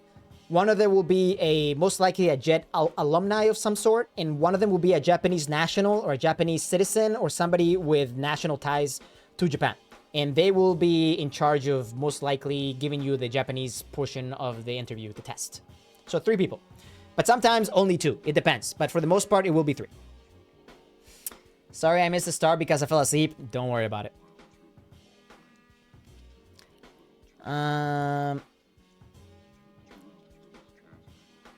What are the general chances of getting early arrival? Is it better to just mentally prepare for July, August arrival? How likely is it? It depends because, again, the main reason you would be going as an early arrival is to replace somebody that broke contract. So that all depends on the number of people that broke contract. If a lot of people broke contract for whatever reason, then they'll be using more early arrivals. If not a lot of people broke contract, then obviously they won't be using a lot of early arrivals. So that is a very hard question to answer.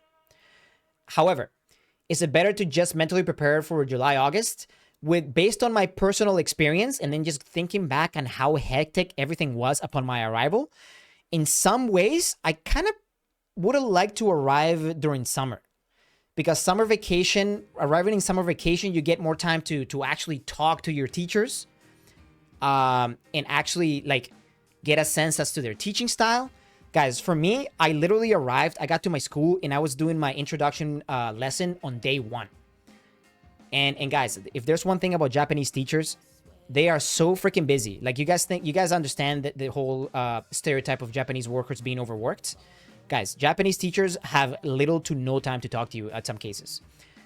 So it was really hard for me at first to really acclimate to their teaching styles. I felt like I had to have like my spider senses tingling 24/7 for the first couple of months that I was in Japan. I had to just take everything in and try to be reactive to everything, because in some cases I had no time to talk to my JTEs just because of the time I arrived at. So just kind of thinking, if I had arrived in the summer where everything's much slower, I would have had more time to settle down, to get to know the office, talk to different people, maybe have a one-on-one with my teacher to talk about lessons. So there's plus and minuses. Now, one of the things I liked about arriving in April was that I arrived at the beginning of the semester. So I was like my student's JTE from day 1. Whereas if you arrive in the summer, like the students have classes with one JT, with one ALT, one jet, and then summer vacation happens, and then the jet leaves and it gets replaced by somebody else. So you kind of come out of nowhere in some cases, if you understand what I'm saying. So I like the fact that I started in April with the semester, but I also did not like how crazy hectic things were from the get-go. Yeah.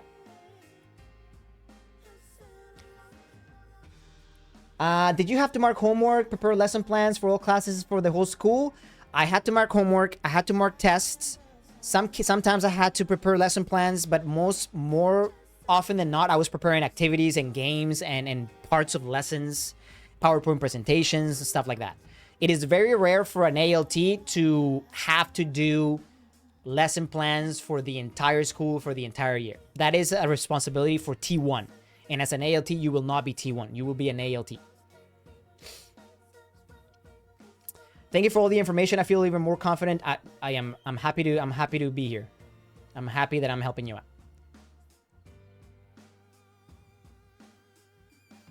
Yeah, let's go ahead and take a few more questions, guys, and then I'll go ahead and do some closing statements, some like overall interview advice. So yeah, if you guys have any questions, please fire them my way. Again, if you're hanging out in chat, please consider following the channel. Again, I'm gonna link my my YouTube. If you guys want to watch this again, I'll be uploading this to YouTube tomorrow. So you guys can come back and maybe watch some specific parts of this whole thing. Oh! Somebody! Oh! He needs some milk! Do you have a technique for calming the nerves before an interview? Yes. It is my philosophy that the more prepared you are, the better off you are at fighting the nerves. Okay? That being said, I understand that interviews are a very nerve-wracking thing. Okay? I think it's normal for you to feel nervous or you to feel anxious. So I think what you should do is I think you should try and get used to having that feeling of anxiety in your chest and get to the point where you're okay dealing with it, so that when you get to the interview stage and you're actually being interviewed, it doesn't affect the way you not only portray yourself, but the way you speak and the way you explain about certain things about not only you, but your SOP and your application and things of that sort. So learn to deal with that feeling of stress. And I think the best way to go about that is practice as much as possible. Again, try not to practice with like your brother, your sister, your mom, your dad. You want to make sure you practice with someone you have a professional relationship with, like a professor or like an uncle that you might not see very often, because you want to make sure you're used to that feeling of a little bit of nervousness, but you want to make sure you're okay dealing with it. That is, I think, the number one thing that people that apply to JET and they get to the interview progress, I think that's where they fall short on. They get so prepared but they do it by themselves, or maybe they only practice with people they're perfectly comfortable with. And then when they get to the interview stage, they get this feeling of anxiety from the location, from being in an embassy, from being in a consulate, from being interviewed by people, you know, being interviewed by 3 people that are sitting across from you and you're all in one little seat. It can be very nerve-wracking, and sometimes, you know, people falter. So just get used to that feeling of anxiety.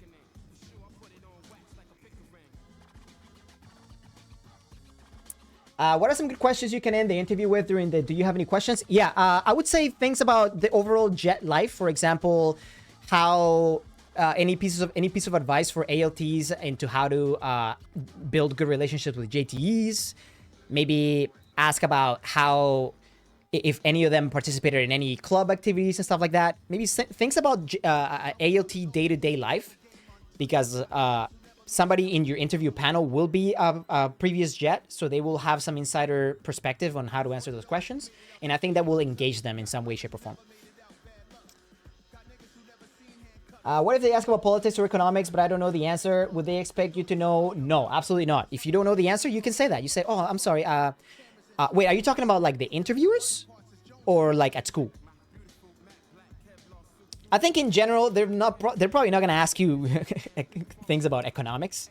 But if they ask you about political issues, I talked about this earlier. If they ask you about political issues, about polarizing topics, I would suggest you answer your question to the best of your ability, but just try to not take a stance on one particular side, okay? Just be open-ended and answer it as open-minded as you can. Do not say, oh, for example, I am a Democrat, so I always vote Democrat and screw Republicans.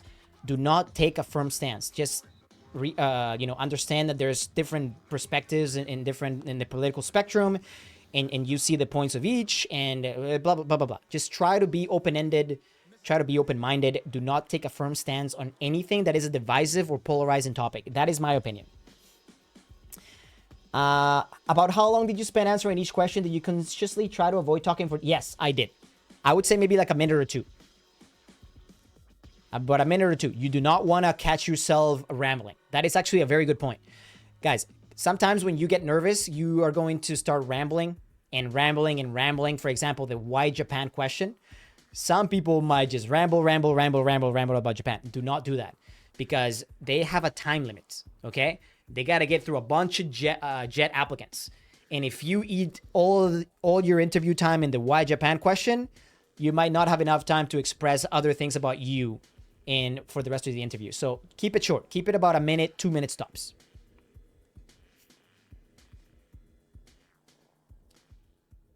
So if anime is a no-go topic, what about music?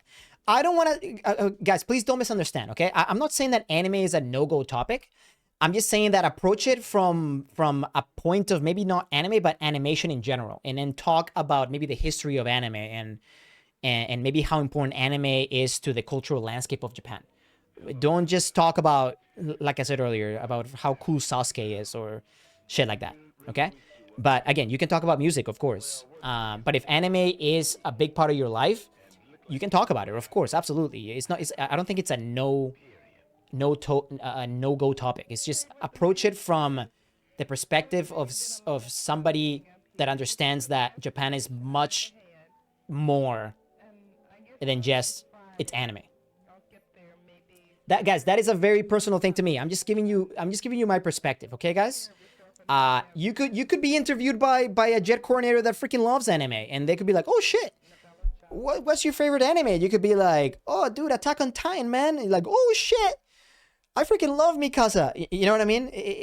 I just, in general, I think that's probably the approach that I would take.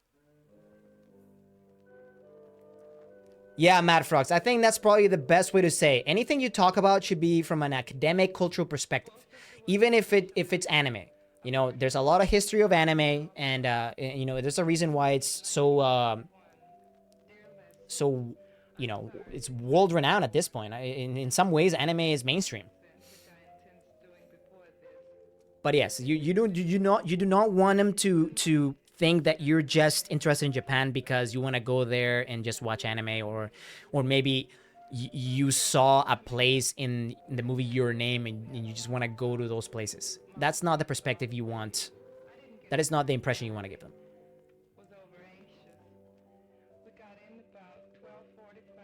Yeah, yeah. I think if you use anime as a gateway to anything Japan, I think that's great, guys. Because I think in many ways, a lot of people got introduced to Japan or Japanese culture through anime. So if you do mention anime, just say like it started as anime and then it grew into something more, like maybe uh poetry, arts, music, freaking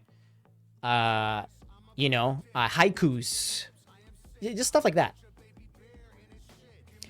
I think the important thing to realize, guys, is that you made it to the interview section of the application. Okay, guys? That means that whatever you spoke about, whether it's anime, whether it's manga, whether it's whatever Japanese, they like you already. Okay, guys? The fact that you made it to the interview, they like you, they like your application, they like what they saw from you in the application and in your SOP. The interview process is just a way for them to learn more about you. All right, guys? Just think about it that way. So even if what I'm saying about anime is discouraging you a little bit, I hope it's not. Just remember, you made it to the interview process. That means they like you.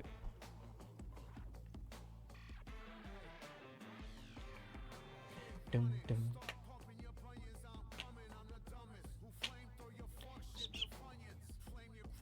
All right, guys, let's take a couple of more questions. And of course, we'll do a little bit of closing statement. All right, guys, a couple of more.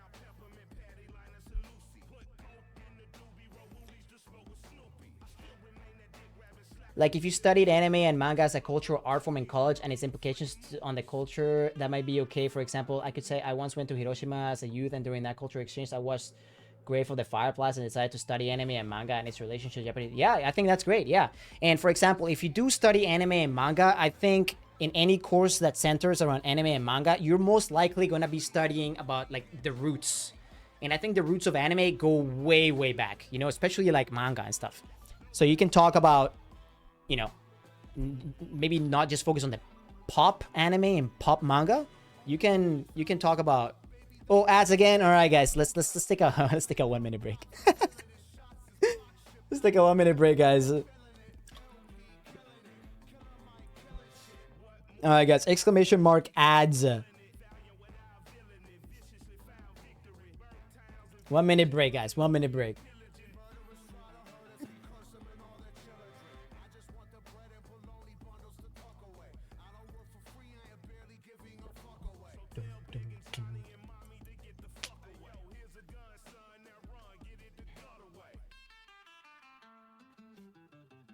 Let me know when the ads are done, all right? Let me know when the ads are done and we'll continue. Done? All right, guys. All right. Again, guys, I apologize about the ads. It is not my choice. Twitch does it. If you guys have a Twitch Prime, consider using it, of course. And of course, if you're not following the channel, please consider following the channel. I really appreciate it. Okay, let's get back into it. I've gone the Raid Shadow Legends ad 5 times in a row. Yeah, I don't know, guys. How do they have so much money, man? Like, how does that game make so much money? They sponsor so many things. They run so many ads. My Japanese sensei came to Canada because of the anime and of the Green Gables. Ooh, I don't know about that anime. Sounds interesting. I'm guessing GPA in college doesn't matter because if it did, no, I don't think it matters. I think if it really mattered, then you would not have made it to the interview stage.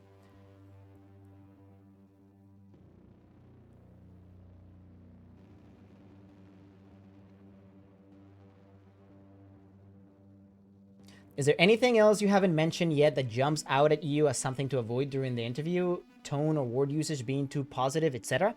Great question. And now that you mention it, yes.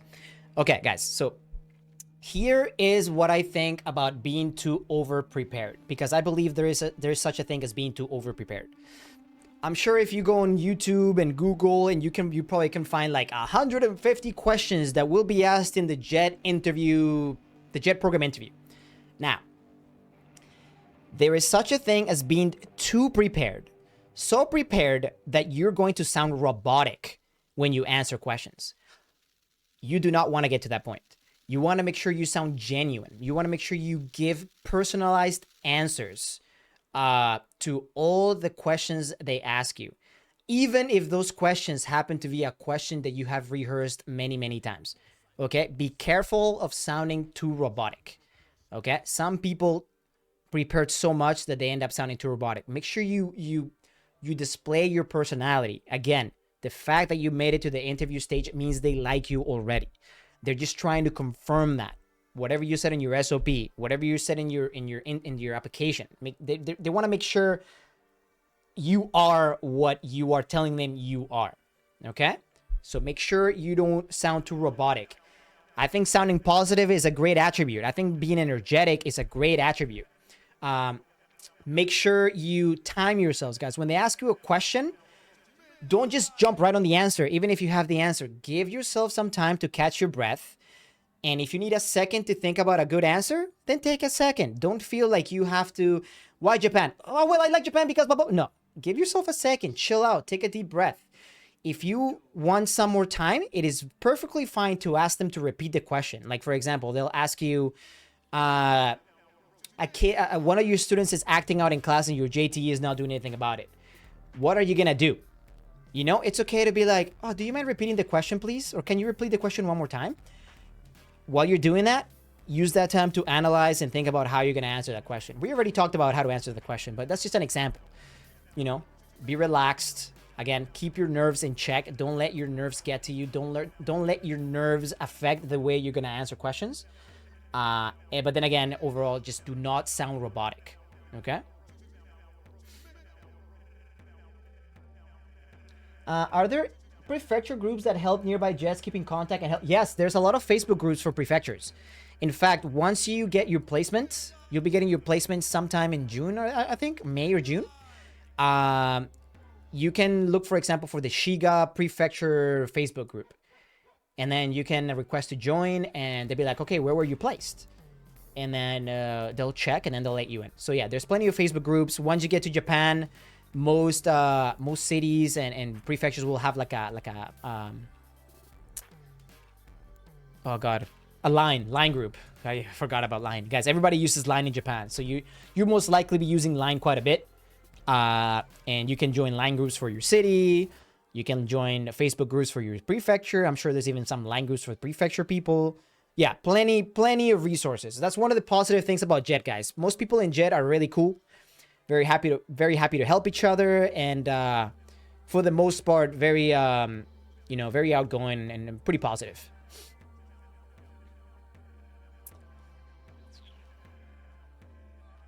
I know they asked for your transcript. If you had a hard time over the few semesters and then later bounce back, would it affect you?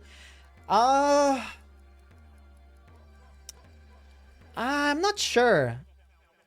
I honestly don't know how to answer that question because personally, I mean, I did decently well throughout my college, but I mean, I wouldn't take that as a reason to not apply. You know what I mean? I think you should apply regardless.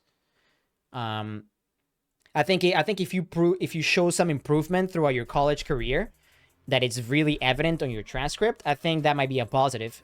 I wouldn't approach it as a well, I really had a terrible freshman year, I'm not gonna apply to Jet. Don't look at it that way. I think if you want to apply, you should apply. If going to Japan through Jet is your goal, then freaking by all means do it, dude. Go for it. Thank you so much. I feel so much more confident after watching you live. Hey, that makes me very happy to hear that. I heard that during the demo lesson, an interviewer pretends to be a student acting out. Any advice on that? Yes, that's true. They very well could do that. Yeah, sometimes they will all act like little kids. And I think the main thing is they're probably going to be like loud, and you could just be like this, or you can maybe raise their voice. Another technique that people use, especially like ALTs, sometimes they'll like be really quiet and start counting down, like 1, 2, 3, and start making eye contact, and that's a firm indicator that you're counting to see how long it's gonna take them to be quiet. You can ignore it if you want. It depends on how you feel during the demo lesson. One of the ones I used was I would, when I was an ALT, I got to know my students very well. If one student was talking, I would call them by name because I got to know my students' names. I'd be like, hey, stuff like that. But for the most part, most of my students were really well behaved. There's a couple, of course, of bad apples as there's in every place. But I think for the interview, you might wanna, you gotta remember, they're doing that to make you nervous. They're doing that to put you in a weird place. You want to make sure that it doesn't face you during the interview, okay? You want to be confident, you want to be comfortable, and you want to be committed to the demo lesson. So yeah, they're gonna be doing that to throw you off, to put you off guard. Don't let them get to you, okay? Does the T1 actually punish behavior? No. Guys, it's one thing you guys are gonna get to learn while in jet. Discipline, especially in junior high schools, it is non-existent. And there's gonna be some times where you're gonna be an ALT and you're gonna be like, are you gonna do anything? Like, hello? Sometimes you have to ignore it. No. Discipline in junior high schools is very much non-existent. Yes, sometimes the T1 does nothing. I think it gets a little better when you get to high school. I think some high schools might be a little bit more focused on discipline, but again, every situation is different. But from my experience and the experience of many of my friends and colleagues that live nearby, especially in junior high schools, discipline was very much a suggestion. It wasn't a thing they followed through. Although I did have one JTE who was an older lady and she took no shit from nobody. And she would tell people to shut the hell up in middle of class. And I love that lady. She was awesome.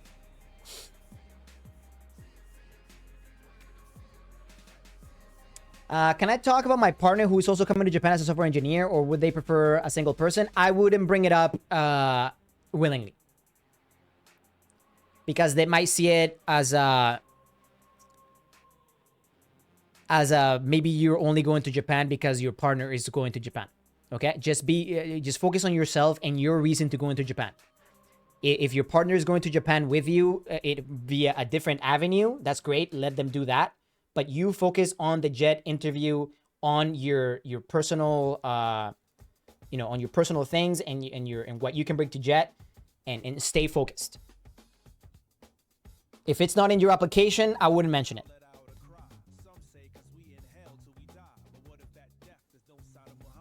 Did you ever intervene if you saw a student being bullied? Yes. Yes, I did. There's many cases where you're going to be walking down the hallway and you're going to see a bunch of kids wrestling in the ground, whether it was just messing around or I would very often separate them. And I know it's probably not a good thing. For the most part, you do not want to touch your students. But, I was in the same school, in one school, and I got so friendly with my students that I felt okay kind of like, separating them whenever they were like getting a little bit too rough. But for the most part, if they ask you that in an interview, you want to answer that in a way that you are not the primary disciplinary figure in your school. So you should not be touching students or separating them or anything like that. That being said, you could take an active approach, a proactive approach, and you could say that you could bring it up to a principal or your supervisor or your JTE. That way it doesn't come across as like you ignoring an issue. But yeah, I wouldn't say that you would stop the fight because, like I said, you should not be touching students. You should not be a disciplinary presence in your school.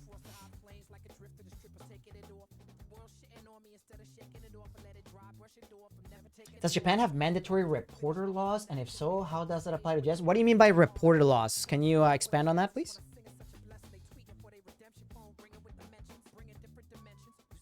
Yeah, guys, I'm not sure what that means. If you guys could elaborate.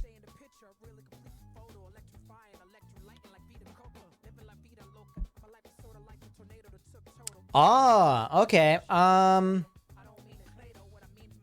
So what do you mean? Like if you are being abused or if you're being harassed? Is that what you mean? Oh, that's a good question, guys. And I think they do because, again, you're not going to be put in a situation where you're gonna notice something like that. Because for the most part, teachers don't really touch students. But I had some cases where some of my students were abused by their parents. And every year, teachers make house visits to the students' homes. And some of the things they look for is physical abuse, potential sexual abuse. They also look for political affiliations, believe it or not. and they report that to the principal, and of course it goes to the Board of Education. So I would say that in that regard, I think that's, yes, I think that happens. If you for some reason happen to notice something, it's best that you report it to your superior, aka your supervisor. When you are in a Japanese school, you're going to have one Japanese teacher of English who will be responsible for helping you out. That will be your supervisor. I would report that to your supervisor. And then, of course, your supervisor would then report it to somebody that's higher. I would not skip and talk to the Kocho sensei, for example. But if you do notice something, I think I feel like it's perfectly fine that you report it. But again, follow the chain of command. Japan is a very hierarchical society, okay? You talk to the person above you, they talk to the person above them, and they talk to the person above them. Do not skip, because people will be offended. What if a Japanese elderly shouts at you and don't like foreigners? Just ignore it. And I would answer that question just like that. Just say that you understand that a lot of people in Japan have never seen a foreigner ever, and maybe they might be shocked by seeing a foreigner, and you plan on not taking it personally, and you just plan to ignore it and just go about your day. In fact, that happened to me once, guys, but I think it happened because I was riding my bicycle, and then a guy on a wheelchair like crossed in front of me. And then I stopped, and then he looked at me, and then he yelled at me. And I'm like, bro, you got in front of me. But I just kept riding my bicycle. But I think it was less because I was a foreigner and more because he thought I was, like, cutting him off. But in reality, he, like, got in front of me. But, yeah. Don't take any of that shit personal, guys. That goes if you're a person, you know, if you're, like, a person of African descent, and you might get some comments about, you know, your skin color. That goes if you're a lady and you have possible sexual advancements or sexual comments or you know, comments that might make you feel uncomfortable. Because again, the reality is Japan is still a very patriarchal society. And in some cases, women are seen as second-class citizens.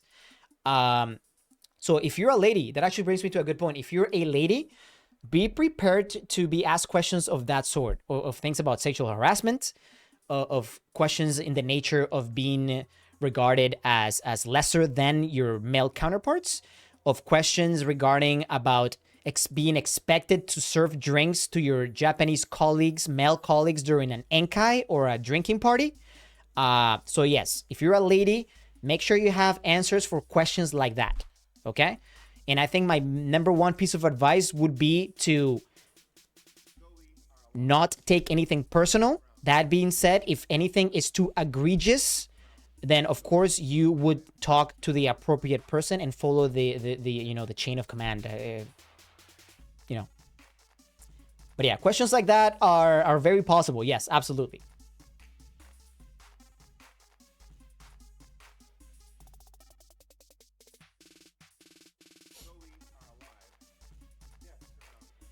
Well, I'm both black and a ladies. That's okay. I had plenty of girls, friends that you know, were of color, you know, of African descent, and they were in Jet, and it's great.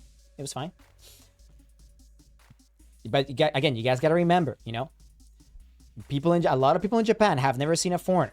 Okay, you know, some people they've never seen people with blue eyes. They've never seen people really tall with blonde hair. In some ways, I was kind of lucky because I have a darker hair, and I'm not gigantic, and I have dark eyes, so it wasn't as like crazy. But I would be asked where I was from, what country I'm from. I was asked if I was half Japanese, half American, and I'm like, no. But yeah, so, sometimes you just gotta let things roll off your shoulder, guys. I think that's one of the main things in Japan. You're gonna come across things that are gonna make you uncomfortable. You're gonna come across things that you are not gonna agree with. But remember, you are there as like a observer in some ways.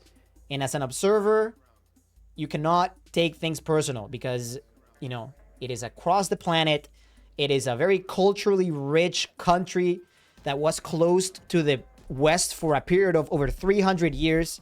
So they're very much stuck in their ways. So you are there to enrich the country culturally and maybe get Japan to a point where they're so used to seeing foreigners that, it's not going to face them in the future. I don't drink. Would we be expected to go to the after work drinking? Oh, dude, you don't have to go, but I 100% recommend it. And you don't have to drink alcohol. You can just drink tea. I had plenty of teachers who went to these work parties and didn't drink. And in some cases, guys, when you go to your place of work, you're going to be paying into a party fee. And that party fee is going to be used for that type of work party. So in some ways, if you pay the party fee and you don't go to these enkais, you're kind of wasting money. Definitely go, dude. The food is amazing. You don't have to drink alcohol. You can just drink tea. Nobody's going to expect you to drink tea. That being said, I got really drunk, and I had a great time. And in some ways, some of these work parties are a great way to really, really get close to some of your colleagues because they really, really show you who they really are. And some teachers are freaking hilarious. Some teachers are super nice. And in my opinion, I have nothing but positive experiences from my enkais.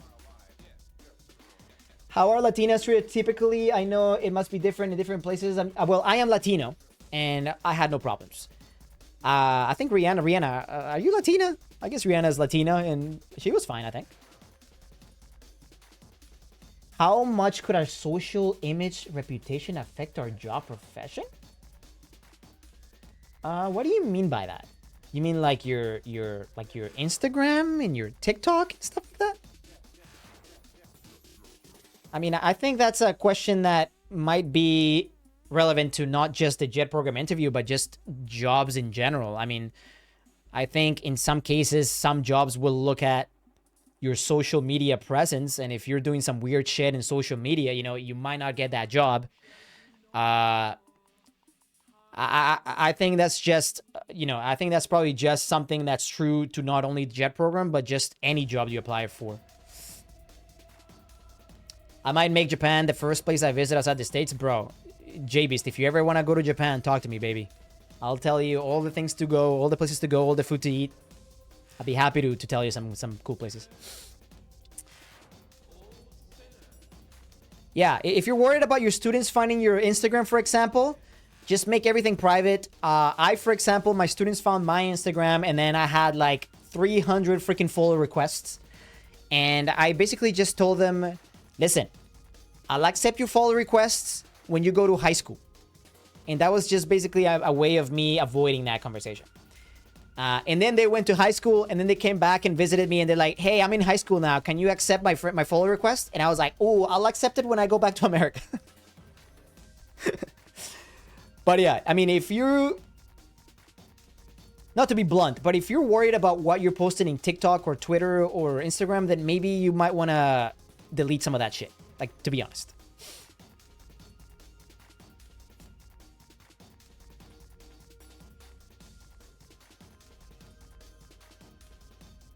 Yeah, but if you're worried about like being, for example, of African descent or Latino or Latina, guys, I wouldn't worry about it. I myself, I am Latino. I'm a Spanish speaker, and I had no problems.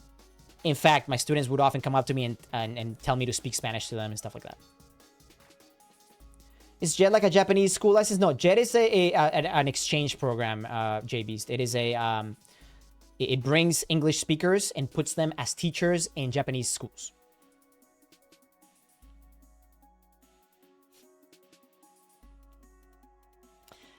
All right, anyways, guys, we've been at this for, holy crap, 2 hours and 15 minutes.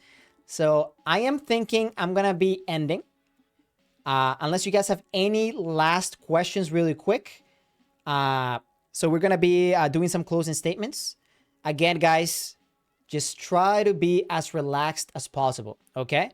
I think that is probably the number one thing I want you guys to get across. I think you guys are doing an amazing job. I think the fact that you are here and you're proactive in getting ready for the interview already puts you ahead of so many people. So make sure you follow through with that. Okay, guys? Get to the point where you are so prepared that you're not going to feel nervousness. And if you do, remember, just try to deal with that nervousness to the point where it's not going to affect your answers.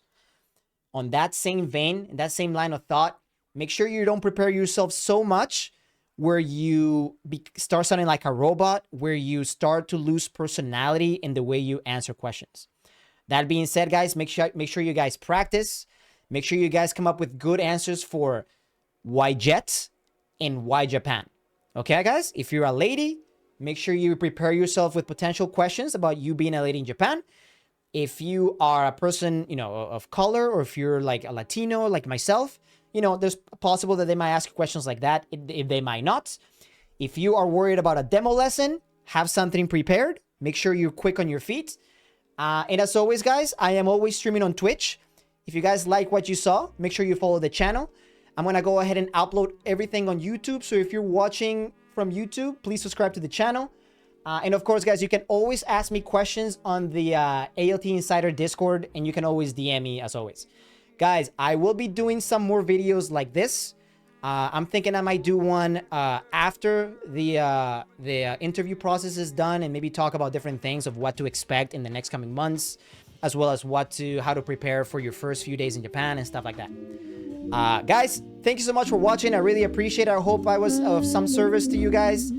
And yeah, guys, I'll catch you on the next one.